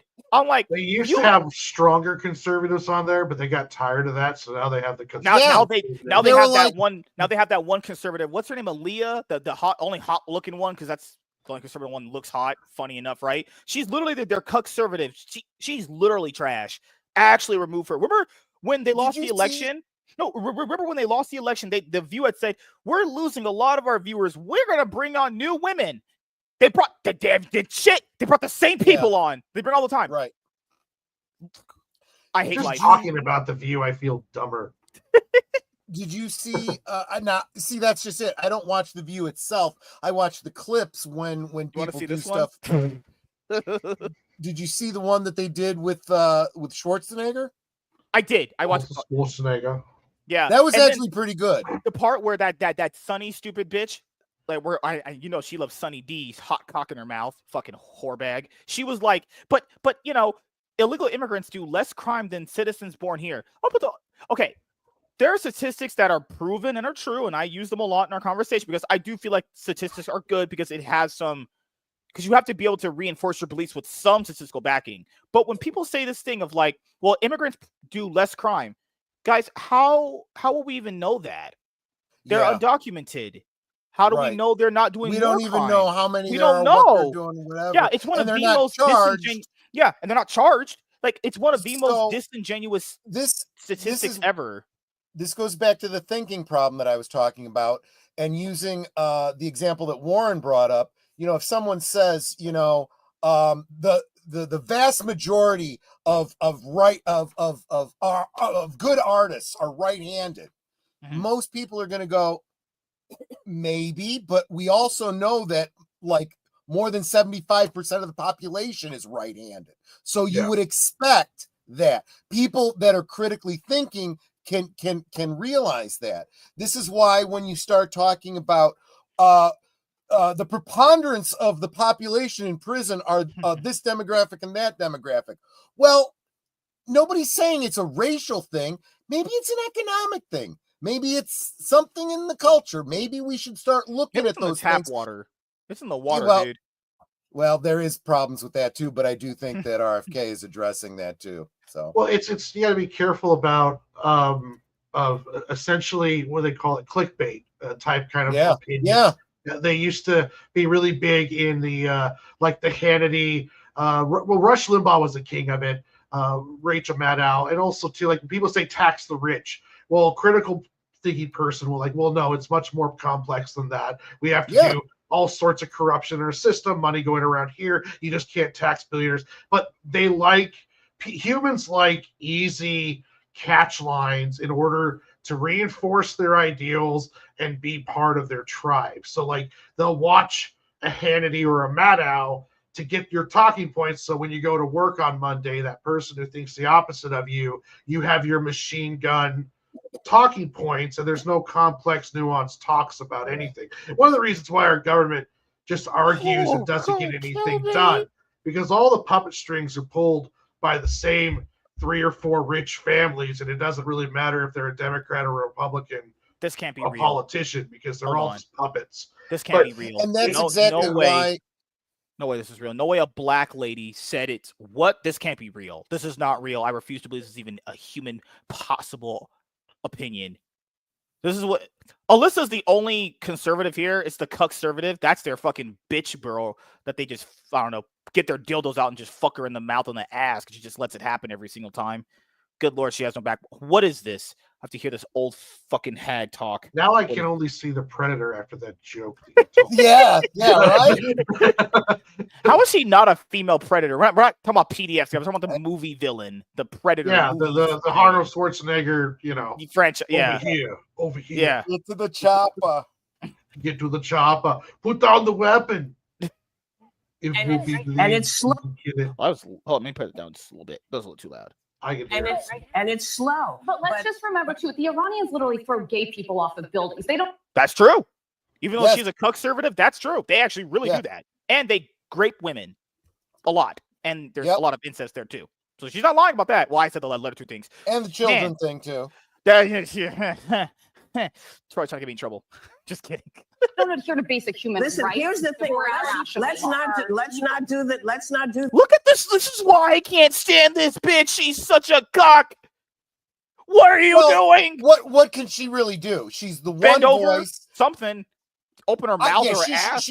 What she really should do is just walk away and say, no, Just- I'll go start my own show. Just Yeah, go walk get a out. job on Fox.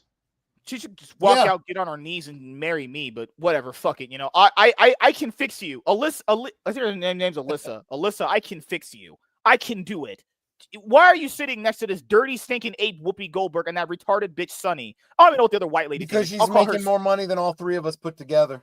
That's true. I'll call it other white Facts. bitch Vanilla Ice. Because And all she's doing is building political cred for her next career at probably Fox. not.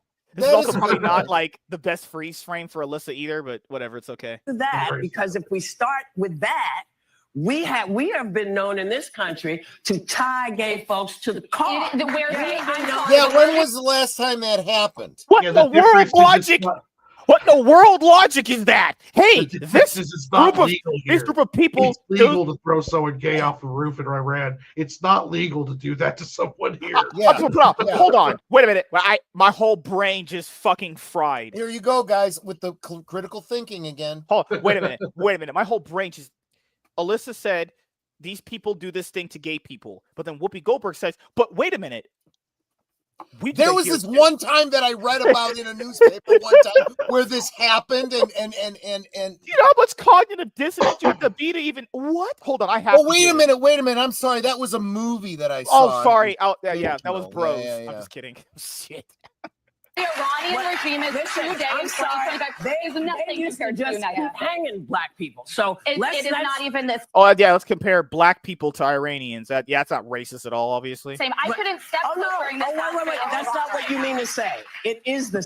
What do you? This is why you know she's a cuck. She just told her you can't think for yourself. You don't know why you just said what you said. Why is she here? Why are you sitting there and taking Whoopi Goldberg's dick up your ass, Alyssa? Alyssa's lucky she doesn't have her shoulder cannon with her or one of those spears because, you know, the Predator could have got her easily from there. Oh God! Oh God! All of a God. sudden, 3 dots on Alyssa's chest moving up like towards her What forehead. is this? Say. No, it's not. The year 2025 in the United States is nothing like if I step foot wearing this outfit into Radford. Agreed. That I can agree with this retarded cuck conservative bitch. Yes, that is true. If you dress like her and you walk into Saudi Arabia like that, you might have your hand cut off. I'm not even lying about that. They're literally dementally. People say women don't have any rights in this country. Go and live in Saudi Arabia. Then I think that's true.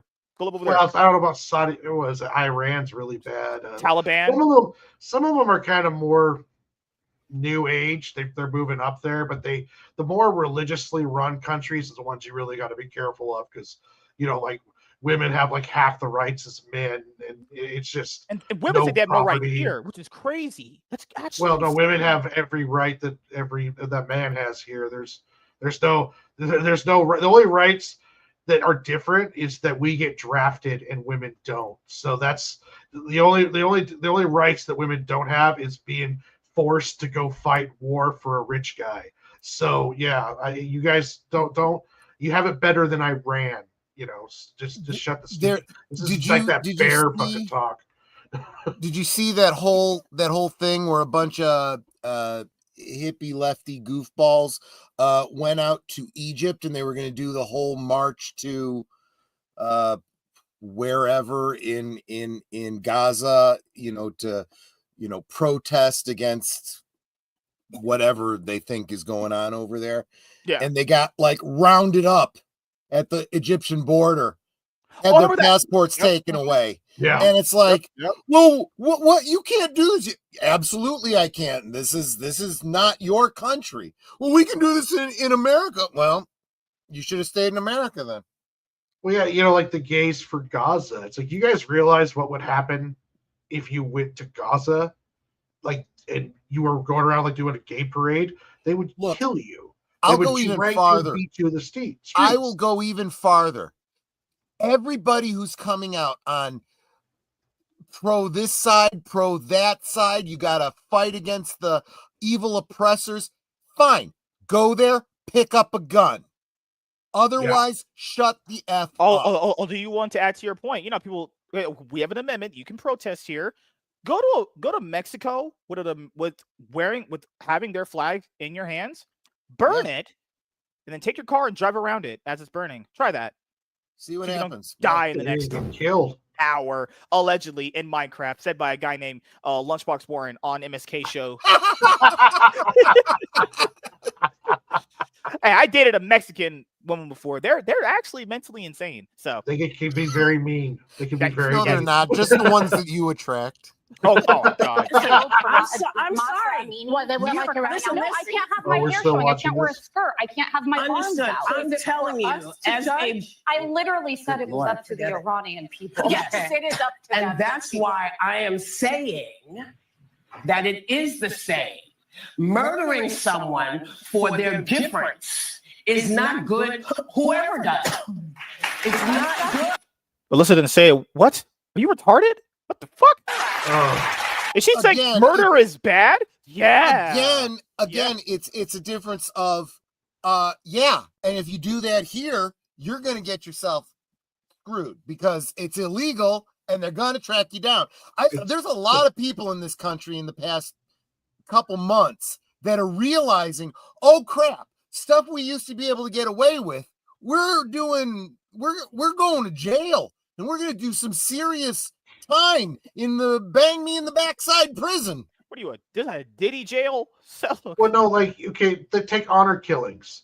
You can honor kill your child in some of these countries, and it's legal. There is no murder in America that is legal. They're not going to legally allow you to kill a gay person. You're not illegally allowed to kill your child. That would get classified in some states as a hate crime. If you walked up and off the gay person, that could get classified as a hate crime. So in some countries, what happened to your child? Well, my child said that she was gay, so I killed her. Oh, okay. They just walk out. They just end the conversation like that's not the most craziest thing ever. Your baby dies. I don't know, sudden infant death syndrome, and they are investigating you up and down. Yeah, and they're probably still gonna end up in jail. Yeah. I have to say something though. Before the show started, we started a pretty good talk about Disney and the movies and the IP. And how did we get and here? Then he hit live. He's like, "Oh, we'll just go with it live." And we have sounded nothing but like the Daily Show this entire time. Like we're going over the only murder. This is the most politics I've talked on a stream ever. I'm sorry, I'm a bad influence on the show. I'm just saying. You talk about these big. I'm saying we talk about these big corporations murdering stuff. Disney's the worst of all. They murdered the MCU. That's the biggest murder of all time. No, I'll do you even one worse. If they tried to kill a woman in their restaurant, and you can't sue us because you had a free subscription to Disney Plus. You signed a waiver. And that's that's not going to fly. But an actual evil, disgusting company. Oh, they're evil. Like Disney is an evil. So who's the bigger serial killer, Kevin Feige or Kathleen Kennedy? They're both morons. Maybe Kathleen Kennedy. She had nothing good in Star Wars. More like they're just both dream killers. They've destroyed my childhood. And they No. It's like that episode of South Park where like Indiana Jones is getting butt raped in the fucking movie theater. That's what Kathleen Kennedy did to Star Wars fans. Yeah. Jesus and Christ, Eric, you are correct. That is, that is also an opinion thing. But to be fair, even to this, abortion is not legal in some states either. Some states is not illegal there. Just depends on where you live. Murder, but it is also technically, intellectually, an opinion type. Where you consider life to begin. I believe it's murder because I'm a conception believer. I believe it starts at conception. But you are correct, though. That is a legal form of murder in the U.S. That's like the only that is only that is one, true. right? If you consider that. Well, Well, I could get off on another tangent about the medical institution. And, Oh no. we Buck v. Bell is still a law, is still Yeah. case law. So as long as that exists, just saying. Yeah, don't get me wrong. We're those- not innocent by no means. Like Those yeah. the those US has evil some fucked up those shit. evil German National Socialists. You know where they got the whole idea of eugenics from? Us. So Buck like, v. Bell. oh Lord. So that's why I said you weren't saying what I heard was not what you meant. I think that's- it's very. What a dick. If I had a friend that talked to me that way, oh, we were not friends. She literally just called her stupid. Watch her take it like some also, fucking. she just talks all over her and then says, "Oh, I misunderstood you." Well, maybe you should shut up and Just listen. listen, yeah. Like, very different You to live know. in the United States in 2025 than it is to live in Iran. Not if you're black. Not for everybody. Not if you're black. I'll say this right now. If you're a black person, I imagine even if you're on Section 8 housing right now, you would take living here than living in Iran or Saudi Arabia. I don't think she even remembers what it's like to be a black woman. Oh, She's so shit. damn rich. Oh shit. Is she worth like $30 million or some shit? Yes. Well, Whoopi Goldberg with a net worth of $30 million saying Any how hard it is black to be black. woman who's listening to her that's going, really? She's going to be your authority on that. I mean, it could be true from your perspective, but you're buying it from her? Really? It's like when Mark Ruffalo was saying like billionaires are evil people when he literally takes money to be in Disney and Marvel movies from billionaires. Oh yeah. Yeah, fucking clowns. Guys, don't go to Tehran.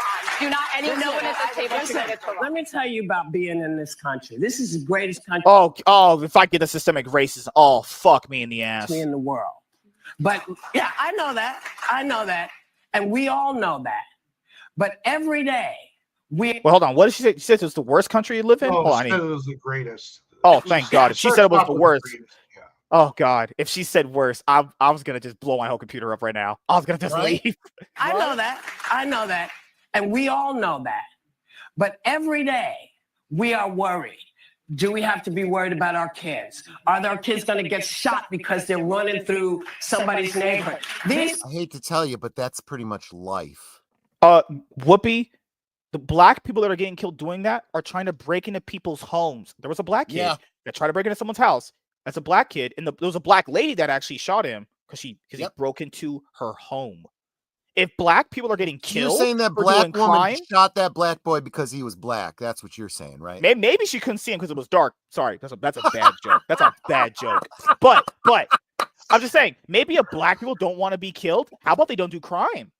How about Yeah. like actually do? How about you make good decisions in life and not be a fucking crime lord? How about that? Sir, they are not big deals, and I don't mean to say they're not big deals to you, because No, but that's we're all not what I women, meant. and they are not doing well there either. They are not doing well in Iran. Yes. How does she not? This lady's retarded too. She's a fucking. That's Vanilla Ice that I call her every day. She's stupid. She's fucking dumb. She was that bitch that said, "I'm actually more of an independent." And then I think one of the girls asked, "So you voted like conservative, right?" No, she said, "I vote Democrat." Fuck women logic. Women logic is the worst thing in this planet. They are not educated. They Because cannot the talk about they Democrats are the cannot right, correct side. That's what she's saying. Yeah. Iran. They are not educated. They cannot property. They cannot leave them. You're I'm not. talking No, nobody wants to diminish the very real problems we have in this country. That's Well, no good, one's intent. good. But I think it's important we remember there are places much darker than this country and But people who not- deserve listen, rights. not We everybody- should- I want to take back what I just said. It's not that she's not educated. It's even worse than that. She was educated and she willfully ignores what she learned. That's the yeah. problem. See, that's the thing too. Is she usually gets treated like shit by these ladies. At least this time, yeah. she's standing her ground. But usually, she takes Whoopi Goldberg's dick in her fucking ass every fucking show. Feels that way. Not everybody feels that way. Listen, I'm sorry. I don't care what they feel. It's about who cares what someone feels. What's But the facts of life? That's how these people think. That's how they vote. That's how it's all emotional plea to them. Reality doesn't matter. It's how they feel. It doesn't matter if you've got a dick or a vag. It's how you feel that determines your gender. You're muted. Oh, sorry. It's one of those things where it's like where's that thing right there where it doesn't feel that way. What you are we going by logic where what you feel couldn't be wrong? Yeah. What? Yeah. What? No, what I'm feeling is definitely right. Now, I'm definitely not wrong in my feelings. You know what?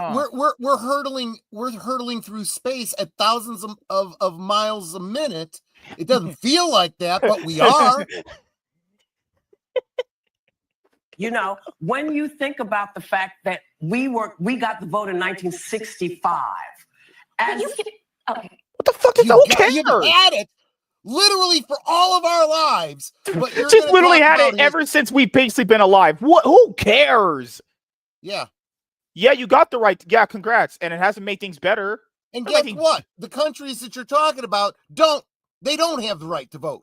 Yeah, that's the thing. Period. This country she's battling for, where it's not as bad here. In America, women can vote. You cannot vote as a woman in those countries. I guarantee you can't. I'll put all my life savings right now that women cannot vote in Iran. Yep. I know they can't. Oh God, Jesus Christ! Okay. They don't have free and fair elections in Iran. It's not even the same universe. Yes. Exactly. How in the world does she not her? But how in the world does Whoopi not understand this? This is not even like a discussion. This didn't even. Women are treated shit in Iran. I agree. Next point. Why is this even some things in life, guys, don't need to be explained. It's just self-explanatory. Right. They can't go out of their house. Women, you know what? There's no way I can make you understand. No, let me try something. There's no way. There's not. You're wrong. That's how you know someone loses an argument. They go, "I can't make you understand." Yeah, because they're talking out your ass. That's how it works. Try to reverse roles with a black person in this country. I'm done. I can't do it. You know, and when she just got through saying. You were talking two different universes. You can't even compare them. And yet they're going to keep trying to compare them. You know, what the hold on. Maybe I do have to hear. I can't. What? Hold on. We're not going to compare being a black woman to being in the U.S. to being a lady in Iran. Really? I would love to see someone actually make the argument. Let's say, because I think that's what you're talking about. Yes. She's not even listening. Listening. Just nodding her head. From their point of view, this country does not do them well. Does not go. I completely. Okay, cool. By that logic, they can leave. Get the fuck out then. If it's that bad, get out. Leave. Exactly. What in the fuck are we? What is this? And we shouldn't compare atrocities. If you're talking about Iran, of course, is doing worse things. But relatively speaking, it's not real. It's not real television. I know. Relatively, people don't know what that word means. Means relatively the same. You know, people when I say we're relatively this, us, America, and Iran are not relatively the same. What an illogical, illiterate retard. Yep. Who would make a statement like that? Oh my goodness! You know it feels bad. Okay, but I think you know that Iran is significantly. I guess we're going to come back and talk. We're going to come back and talk more about this. And I know. I can't. This is why no one watches TV. Who would listen to a podcast full of dumb fucks like that? The one time the conservative makes a point, they just go like, you know what? Guess we have to go to break. God, I've never heard. My brain is all fried. Joy Bear said that relatively compared to our country, Iran is bad. I know. I can't believe we heard a statement like that. That's not real. let me give you. That's not real. There's no way we heard that, right? There's no way a lady said relatively living here as a woman is just as bad as living there. That just tells you how overblown their misconception is of the situation here and how completely ignorant they are of the situation over there. But let me give you some hope on this, okay? I don't see The View still being a show this time next year. I think the View is just going to disappear. Their ratings are just plummeting. They can't afford these women anymore. Everybody is having the same reaction we are. Even a lot of the people that are way to the left are going, you're clueless. You just don't know. I don't know. Like, what do they think having it's crazy. it's been highly known that countries like Saudi Arabia, Taliban, Iran, Iraq, all these places treat women like literal shit. And for someone to even make the slightest comparison to that in America, when these women here have AC, they make a lot of money here. God forbid they actually can vote. I don't think they should, but they can. I was going to say that, again, I'm not going to make value judgments because I do believe that again, it's the difference between a representative republic and a theocracy, right? That is a theocracy. And I have heard a lot of Muslim women say, well, this is the way the Quran says things should be. This is the way I want it. I don't want your freedoms. I don't want your America. Okay, that's fine. That's fine for you. But then for some moron like this to start comparing the two, it's like, I'll tell you what, those oranges don't taste a whole lot like apples. They should taste more like apples, damn it.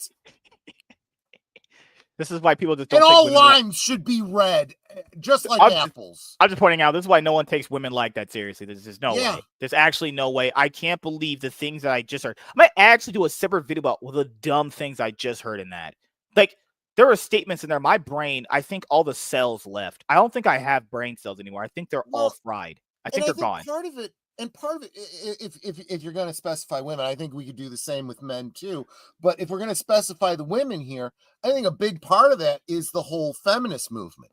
There was this whole idea that women should be treated equally and they should have all these rights and blah, blah, blah, and this and that. And, it started out great. It's like, oh yeah, equal pay for equal work. Okay. Yeah, I could agree with that.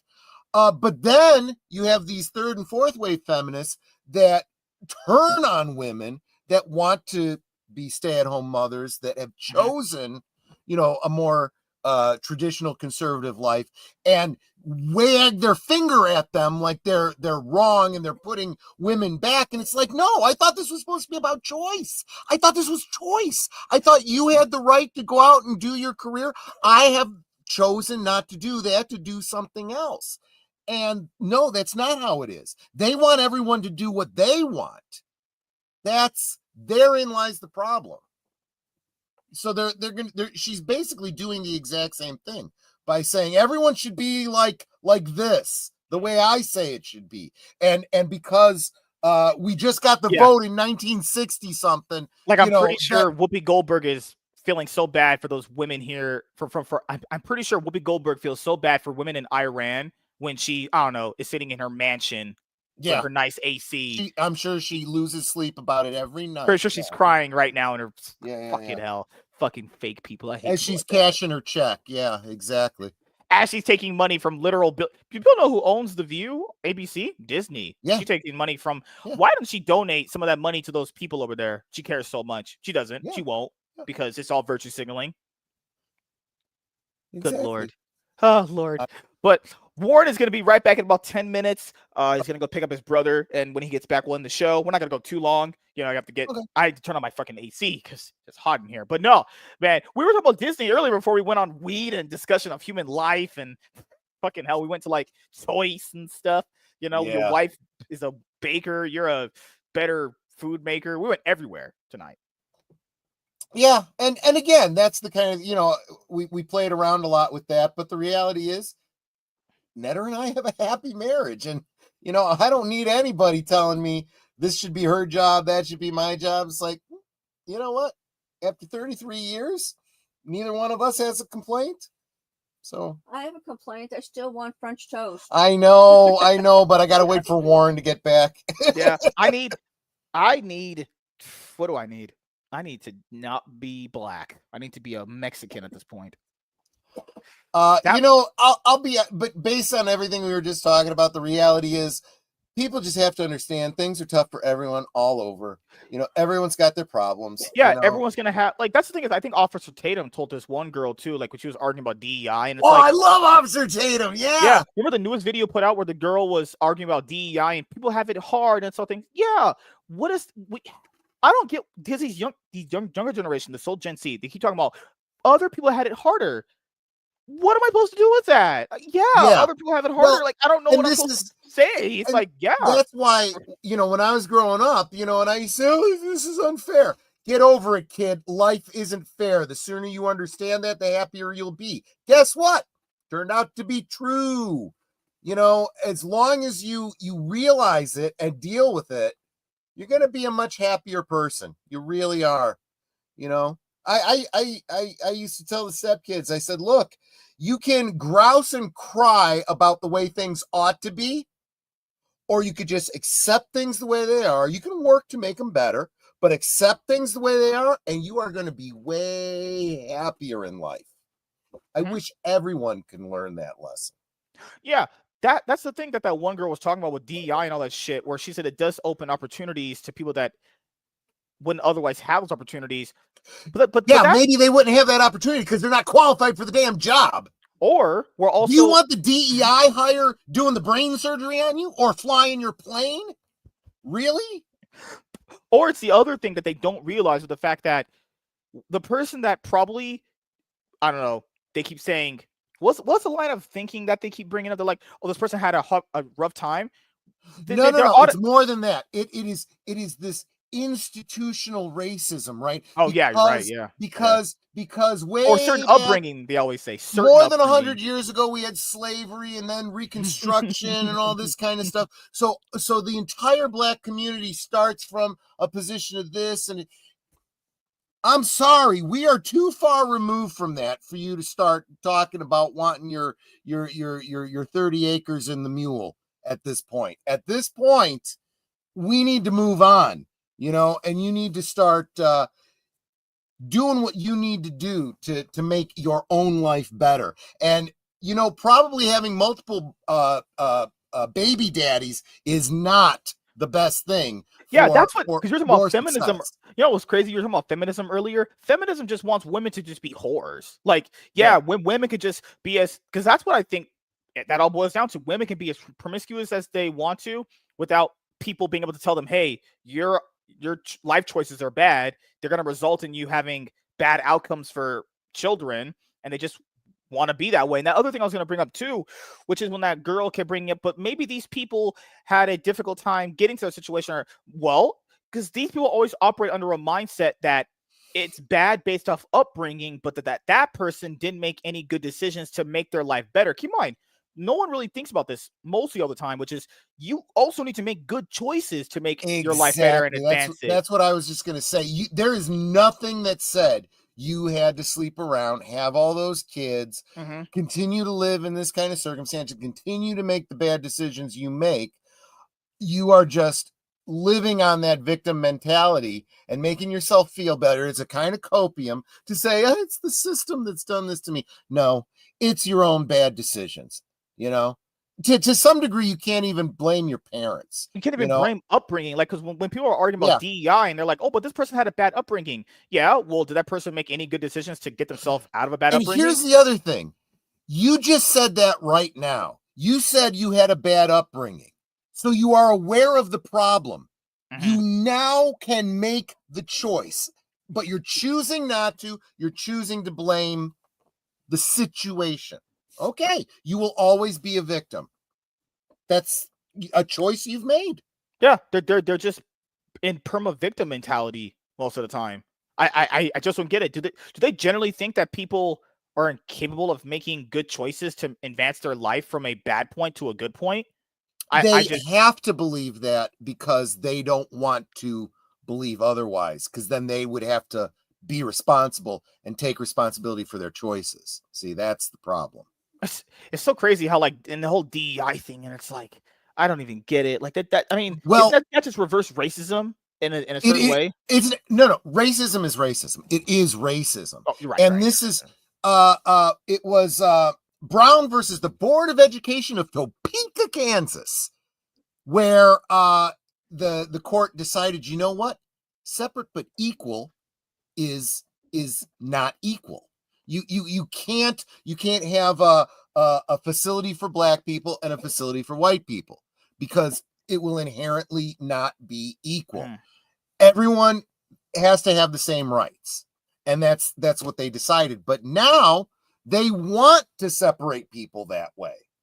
You know, they said that, no, you can't have a quota system because then you are specifically targeting certain groups and giving them rights over others. That's not equality.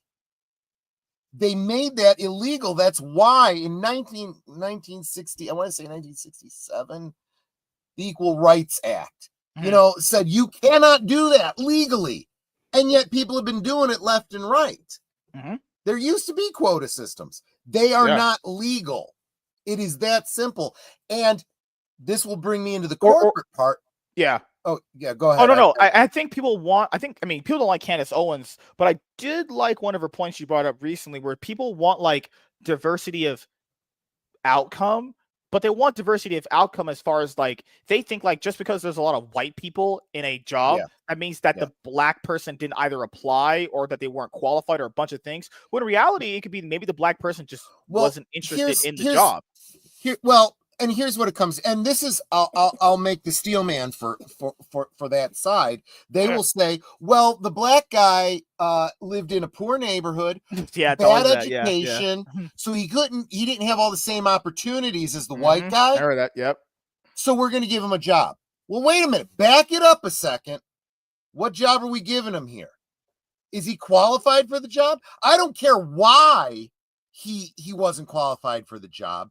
If he's not qualified, I don't want you putting him at the rudder of that plane to fly those people around just because he's black and he didn't have an opportunity to get a good education. No. Well, you get him that education, get him qualified. And then when he can pass the tests, then maybe we consider him for the job.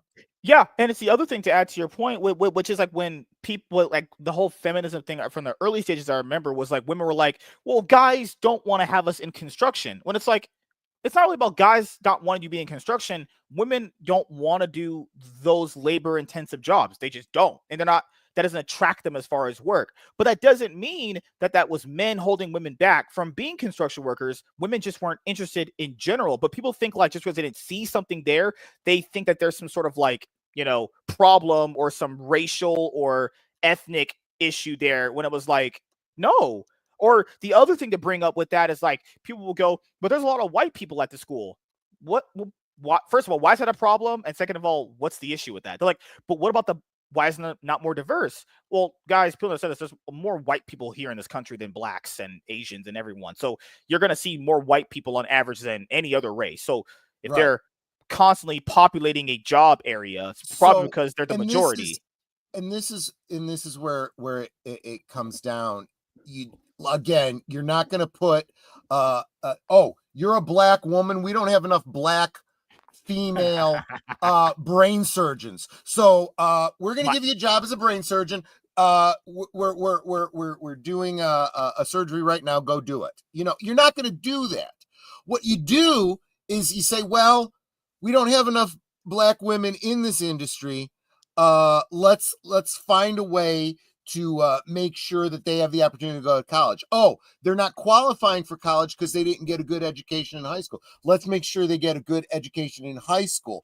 Oh, they're struggling in high school because they didn't go to primary school most of the time and they were ditching school. You start getting into the problems in the family and all of there are institutional problems. Start dealing with them. You build a building from the foundation up. You don't start with the roof. That's the problem with DEI, you know? Also, the problem with DEI is that it inherently means that person is going to only be hired because of their race. That's it. That's literally what I'm pretty sure that goes into literally racism. Yeah, I'm pretty sure that goes into major discriminatory. Even if it wasn't practices. A DEI hire, if they're a minority, that mark is like that. People, there'll always be someone using that against them. So it takes away even earned opportunities. This is Warren's back. Oh shit. Like Thomas Sowell and so many other black conservatives that I listen to have talked about this. And actually a lot of black people that I've known in professional life who sometimes got positions because of affirmative action. They said it is the worst thing for you because you always are dealing with people who look at you askance and say you only got this job because because of the color of your skin. And no matter how good I am and how hard I work, I have to live with that stigma. They want these people that I'm talking about specifically wanted to just be treated equally, to get the job because they did the job, because they merited the job, and be able to shine because of their own efforts. But no, they're always kind of stained by that affirmative action. And it seems now that unfortunately we don't have a generation of people that have that self-respect. They're more interested in, I could get it easy because this DEI is going to give me a leg up. I don't really have to have learned the job, and I don't really have to be good at it. I'm just going to sit here and look female, black, and tell them I eat pussy. And I usually eat out women pretty well. I make them blow their load pretty easy when I do that. In Minecraft. Your AI In Minecraft. Allegedly. Minecraft. Said by a guy named Lunchbox Warren on the MSK show at 13 at night. But no, I just don't get it. Like, younger people, the reason why they're spouting those talking points, they don't know any better. They like you said before earlier, they haven't did critical thinking. Like, the average person, for what I've realized, doesn't actually think about the things that they're thinking about. They just think on a surface level. And when you talk to them about, why do you think about this in this way? They just have nothing left because they've only thought about one point. I would challenge anybody. Think about things a lot more deeper. That way you can kind of come to the realization of certain things the way they are. Like, if you're saying the reason why certain people can't get jobs is because they had maybe a bad upbringing, there has to be way more than that. That you can't just think that was the only reason, right? And let's face it, that's not an excuse. That is not an excuse either. Yeah, it's you know what? I break into people's houses and I rob people and I kill people, but it's because I had a bad upbringing. I'm sorry. That is not a get out of jail free card. It's the exact opposite. It's, I'm sorry, you going to jail. You made the choice. But then, like, they would lie to you. And what they're arguing, like, what, he had a bad upbringing, he didn't have a dad, he was a single mom, he had to do this thing to make ends meet. It's like, what? He had to do crime to no, like, someone even normalizing that in their head. Well, and the funny thing about that, that's a great point, because it's this whole idea that I couldn't do this, so I did this. I can't afford to have a baby, so I'm going to abort it. There was a lot of choices that went up to before you got pregnant. True. Okay, and it's the same thing here. It's like, you were starving and you needed to feed your family, so you robbed somebody. Mm-hmm. Did you try panhandling first? Did you ask for somebody to help you out? Did you look at? I mean, I'm not saying those are good options. I'm not saying you're going to eat well, but did you exhaust all those options before you went to break into somebody's house? I see people at the intersection all the time, single mom, 3 kids, anything you can give can help, That's I mean, it's a better option than breaking into somebody's house. Yeah. I don't even know if she really does need the money. She could just be, I'll say that I don't like that either, but at least you're not like breaking the law. Yeah, people automatically think, because black people grew up in like Section 8 in the hood, that automatically means that they have to just do crime. It's like, guys, you guys seen it too. We grew up in bad neighborhoods. Not everyone in bad neighborhoods does crime. Right. But what is that even notion that you're in bad neighborhoods, you have to do crime? I know plenty of people in poor neighborhoods that don't do any crime at all. Plenty. Yeah. Like, what in the world? Crime's just the easy way out. It's like, working at Walmart sucks, but selling a pound of coke is our meth has a faster turnover rate and a lot of tax-free cash. There's the thrill of doing something illegal and dangerous, the lifestyle, the propping up of that whole system. And you see that in white Southern trailer parks.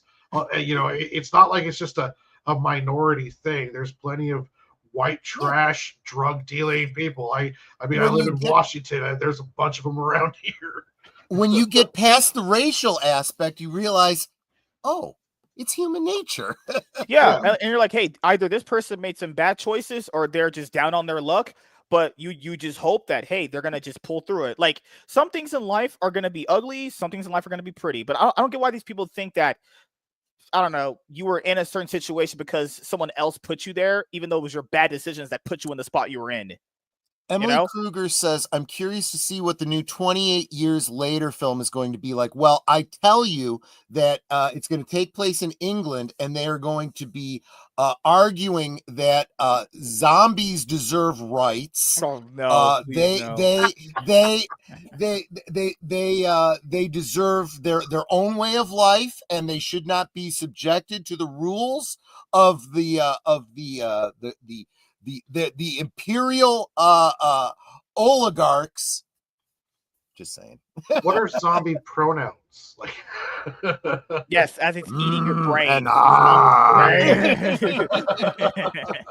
So, no, we had a great show tonight. It was great to have Last Call with Troy Pacelli as a guest tonight. It's awesome. It was fun. Thank you. So, since he is the guest, as he's on the show being, Tony Soprano in disguise, do you have anything you want to say to the audience to let them know what you're going to be doing coming up? Yeah, recently, sure. And anything you want to say before we end the show? First thing I have to do is say, if you enjoyed anything I was talking about tonight and thought it was a great show, then you probably don't want to follow me, because this isn't usually the kind of stuff I talk about. But seriously, I have a Friday night drunk stream where I do, talk about anything and everything. I have and it's called Last Call. It's 9 Central, 10 Eastern. I have no idea what it is for you left coast people. Right now it's 10:19. So yeah, right now there you go. Like 2 a.m. and you're talking about making French toast with your wife. Oh my god! You can Yeah, go to bed. I know. She's gonna give me some grief. I may end up having to make it for breakfast. You go to bed. Holy shit! I do a show every lunchtime, noon Central, called Liquid Lunch. Tomorrow, very special guest, Real Wade Nation Gaming Clips is going to be joining me. He's actually going to be my first guest. He's the first time I've had a guest on that particular show since I started it. Hell yeah. And then of course there's Geeky Geezers on Sunday. Boomer and I bring you all the geek news. So we'll probably be talking about that 28 years later and so forth. That will be on Sunday at 8 Central. So I was joking. I would appreciate, subscribers. I would always appreciate subscribers. Come see what I do on my channel and then decide whether or not you like what I do. Hey, I always tell people here, just gotta be consistent to get to the point where you're at right now, and you're doing pretty good overall. I think so. Now I'm enjoying. Look, hanging out with you guys was a lot of fun. Yeah, and if I can say that about the Riz Master, then I'm really having fun. God, man. And then Warren was giving me backhanded insults as he was complimenting himself and his own theories. I was like, all right. You don't know Warren by now? Come on. He said he had to get high to talk to us. I'm a new guy, and I know the dynamic here. God. But Lunchbox Warren, anything that you want to say before we head out? Anything you got planned coming up aside not banging my wife? This Sunday, catch me on my draw stream. I'm not going to have any guests on, but I am going to be talking about how I develop a story as I work on the 4th issue of my comic book series, The Adventures of Sig and Joe. And I just want to say, guys, that if I ever do get famous, it'll be, I want you guys to know that when they clip stuff from this exact episode and use it to cancel me, I did have a lot of fun anyways. So, but no, catch me this Sunday on YouTube, on my YouTube channel, and I'll be drawing issue 4, working on more pencils, talking about how I create a story and try to map out my characters and world. And also catch me on the 26th on Netter's show. I'm going to be a guest on there where I'm going to be talking about my comic books, anthologies, and stuff along those lines. And also catch me here Friday when me and MSK talk about all of the fun stuff going on in indie comics. God, it's gonna be at least a 2 hour. We're gonna have to start early, man. Because there's some awesome comic book news that came up for a certain animated series that we watched when we were younger. Oh, it's gonna be a banger. You guys gotta come. It's gonna be Friday. interesting ending up on a trash cast. That's all I gotta say. Hey, I always say this too. If you want to show off my channel to a lot of your fucking viewers, awesome. Actually, thank you. That's awesome. That's really great. Thank you for giving me free views and free exposure. Like, wasn't there? That was a thing. Yeah, you'll probably get like 20 subscribers for just being on a trash cast. I love how that fucking fat retard was like, we didn't look up the word in the video. Literally 5 minutes into the video, we look it up. So stupid. Like, what a God. This is why you don't eat fucking Twinkies. You eat enough Twinkies, your fucking brain will fry. Your actual brain will fry. But as you guys know, for myself, sorry I didn't have the MSK show yesterday with Lapsed Comic Fan. He's just having some problems with his back right now. He's going through it. But he should be back this Tuesday coming up. But if he's not, I have a person to take his place this week as a not temporary, just this week, obviously. But tomorrow, one-on-one with John's Longbox, and then the Cloud9 podcast. Friday, MSK show. Saturday, MSK show with a big guest that I wanted to talk to for quite some time. And then Sunday, playing League. And then, I have something that's going to happen for Monday and Tuesday. So for the first time since, I don't know, pretty much 8-9 years, I'll actually have a Monday off. So my schedule has changed. I'll have Monday and Tuesdays off, and I'll be working Wednesday through Sunday. I haven't had a Monday off pretty much since I graduated high school. There's been 2 Mondays I've had off, and that was because I was in the hospital both those times. Other than that, I think I've worked every Monday since my adult life began. I don't even know what to do on a Monday. All I know is get up and go to work like everyone else does. Like, what do I do on a Monday? Everyone's at work. Smoke a joint, play some video games, relax, watch a movie, jerk off, watch porn. Subscribe to OnlyFans. Hell yeah. Make French toast. Now while it's legal. Make French toast with the wife. Good Lord. If I have Whoopi Goldberg as a guest, we couldn't make it 10 minutes in without, hey, how you doing? Intros. Fuck you, stupid bitch. I hope you die. You don't speak for all black people. But yeah, have you guys ever reviewed Deep Blue Sea? I don't think so. I don't think I've seen the movie. Which one's that one? Is that the one with Jason Statham? And no, that's Meg. No. Is this the one with the smart shark? Is that Deep Blue Sea, or is that the one where they get abandoned out in the water? Yeah. So, that's open water. Oh, open water, that does happen. The one you're talking about earlier with Jason Statham, that's the Meg. Deep Blue Sea's with LL Cool J. Oh, LL Cool J. I thought Statham. Who was the hero dude in that one? No, I forget his name. Oh, okay. I thought that was Statham. Oh, this looks terrible. That movie's terrible good. No, it's so bad. It's actually so bad it's good. Yeah. I mean, Sam Jackson's in it. So. Yeah, he's in it. Oh, it was the guy who played Punisher. The one, not the first. Oh, Punisher. Thomas Jane. Thomas Jane. Yeah. Thomas Jane was the hero in that one, and then LL Cool J with his little parrot. LL Cool J survived, so that was cool. He's black. The Meg movies. There've been a lot of jokes about that. What was that movie that I just saw recently?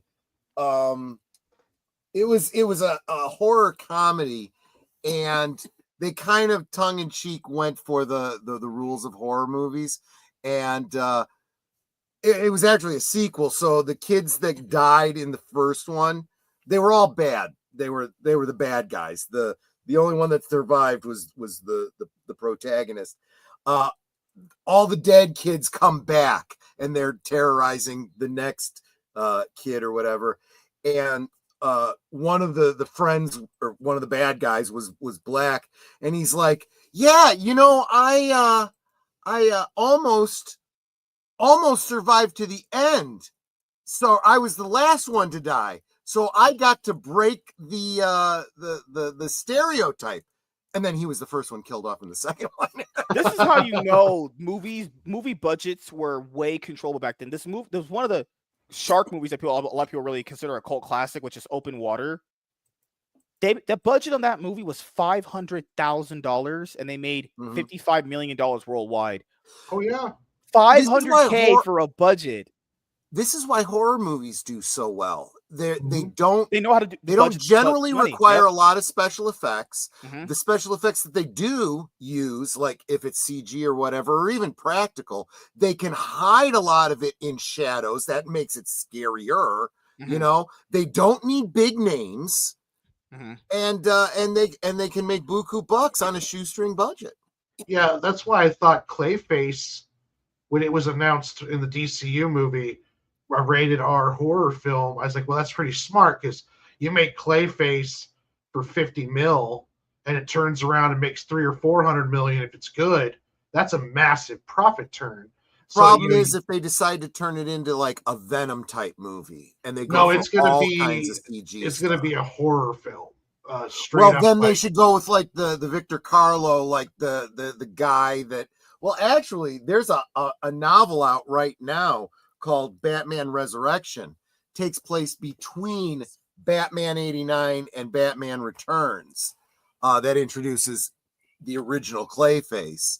And a lot of body horror elements because he was a victim of the Smilex. Yeah. So his face droops and he learns how through acting to like take on other faces and stuff like that. And I'm like, that's what they should have made. Yeah, and that's what they were talking about. The new Clayface movie was going to be a very body horror type. But they need to control. Like, if they filmed a movie for $500,000, and I get it. Back then in 2000, I think it was 2008. This movie came out movie came out in 2003. It came out. Inflation a lot different back then. Prices were a lot different back then. But it's because they don't know how to manage their budget anymore. These budgets are literally out of control.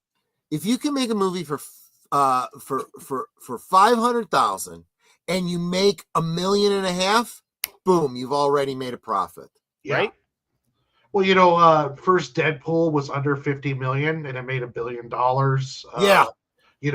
Any of those Blumhouse films, why is there's like 9 films in that Elizabeth or that Warren family horror films? It's because they make them for like $20 million, and each one of them pulls in $300 to $400 million worldwide. I mean, that's massive profit turnovers. But then Disney makes Ant-Man Quantumania and it balloons out of control, like what MSK is talking about, and then it's $388 million. We were seeing another article where Doomsday, the Avengers movie, might be $1 billion to cost to make it, or they're going to spend $1 billion to make it. Like that kind, they need to get back to where they're thinking smarter and just not throwing money at the wall, because the movies look worse, but they're more expensive, which doesn't make any sense. Why does Winter Soldier look 10 times better than Brave New World, but Brave New World costs? And it probably costs the same. I imagine the budget on Winter Soldier and Brave New World were the same. The same. But but Brave New World looks terrible. I mean, compared to Winter Soldier. Winter Soldier's budget was $200 million. I think it was. Was it 200 million? I think it could be like 180. It probably was 180 or something like that. The Winter Butthole. But they're just out of control in their spending. They're not spending the money correctly. Too much stuff's going around. It was 170 to 177 before marketing. And then with Brave New World was 200 to 280, right? Allegedly, it was. I think it was 180. Allegedly, but we think that it was more because they did a bunch of rewrites. That movie literally got dismantled like 4 times before we actually got. It was probably 180 before they did the reshoots, and then it probably ballooned up to about 250, 280. I'd imagine. Let's see, Brave New World. You said Brave New World. Yeah, the rumor budget was 180. The rumored budget is 180. That's a rumor. Probably before the reshoot. This is how you know the budget was more higher, is because a bunch of the trades went out and said, no, it really is this. But then another trade had reported that the budget had ballooned to like 360. But then people had said, but that's not credible. What would make it not credible? The only way the budget can't be credible, or is these trades are lying, is if Disney literally says this is what it is. Either because we know these trades either how do I say this? The trades either have information that'll be beneficial, or they have information that basically they're like, essentially the company's attack dogs. They can be their shield of defense. It's like, no, we were told that the budget is this, but why would they tell you the truth?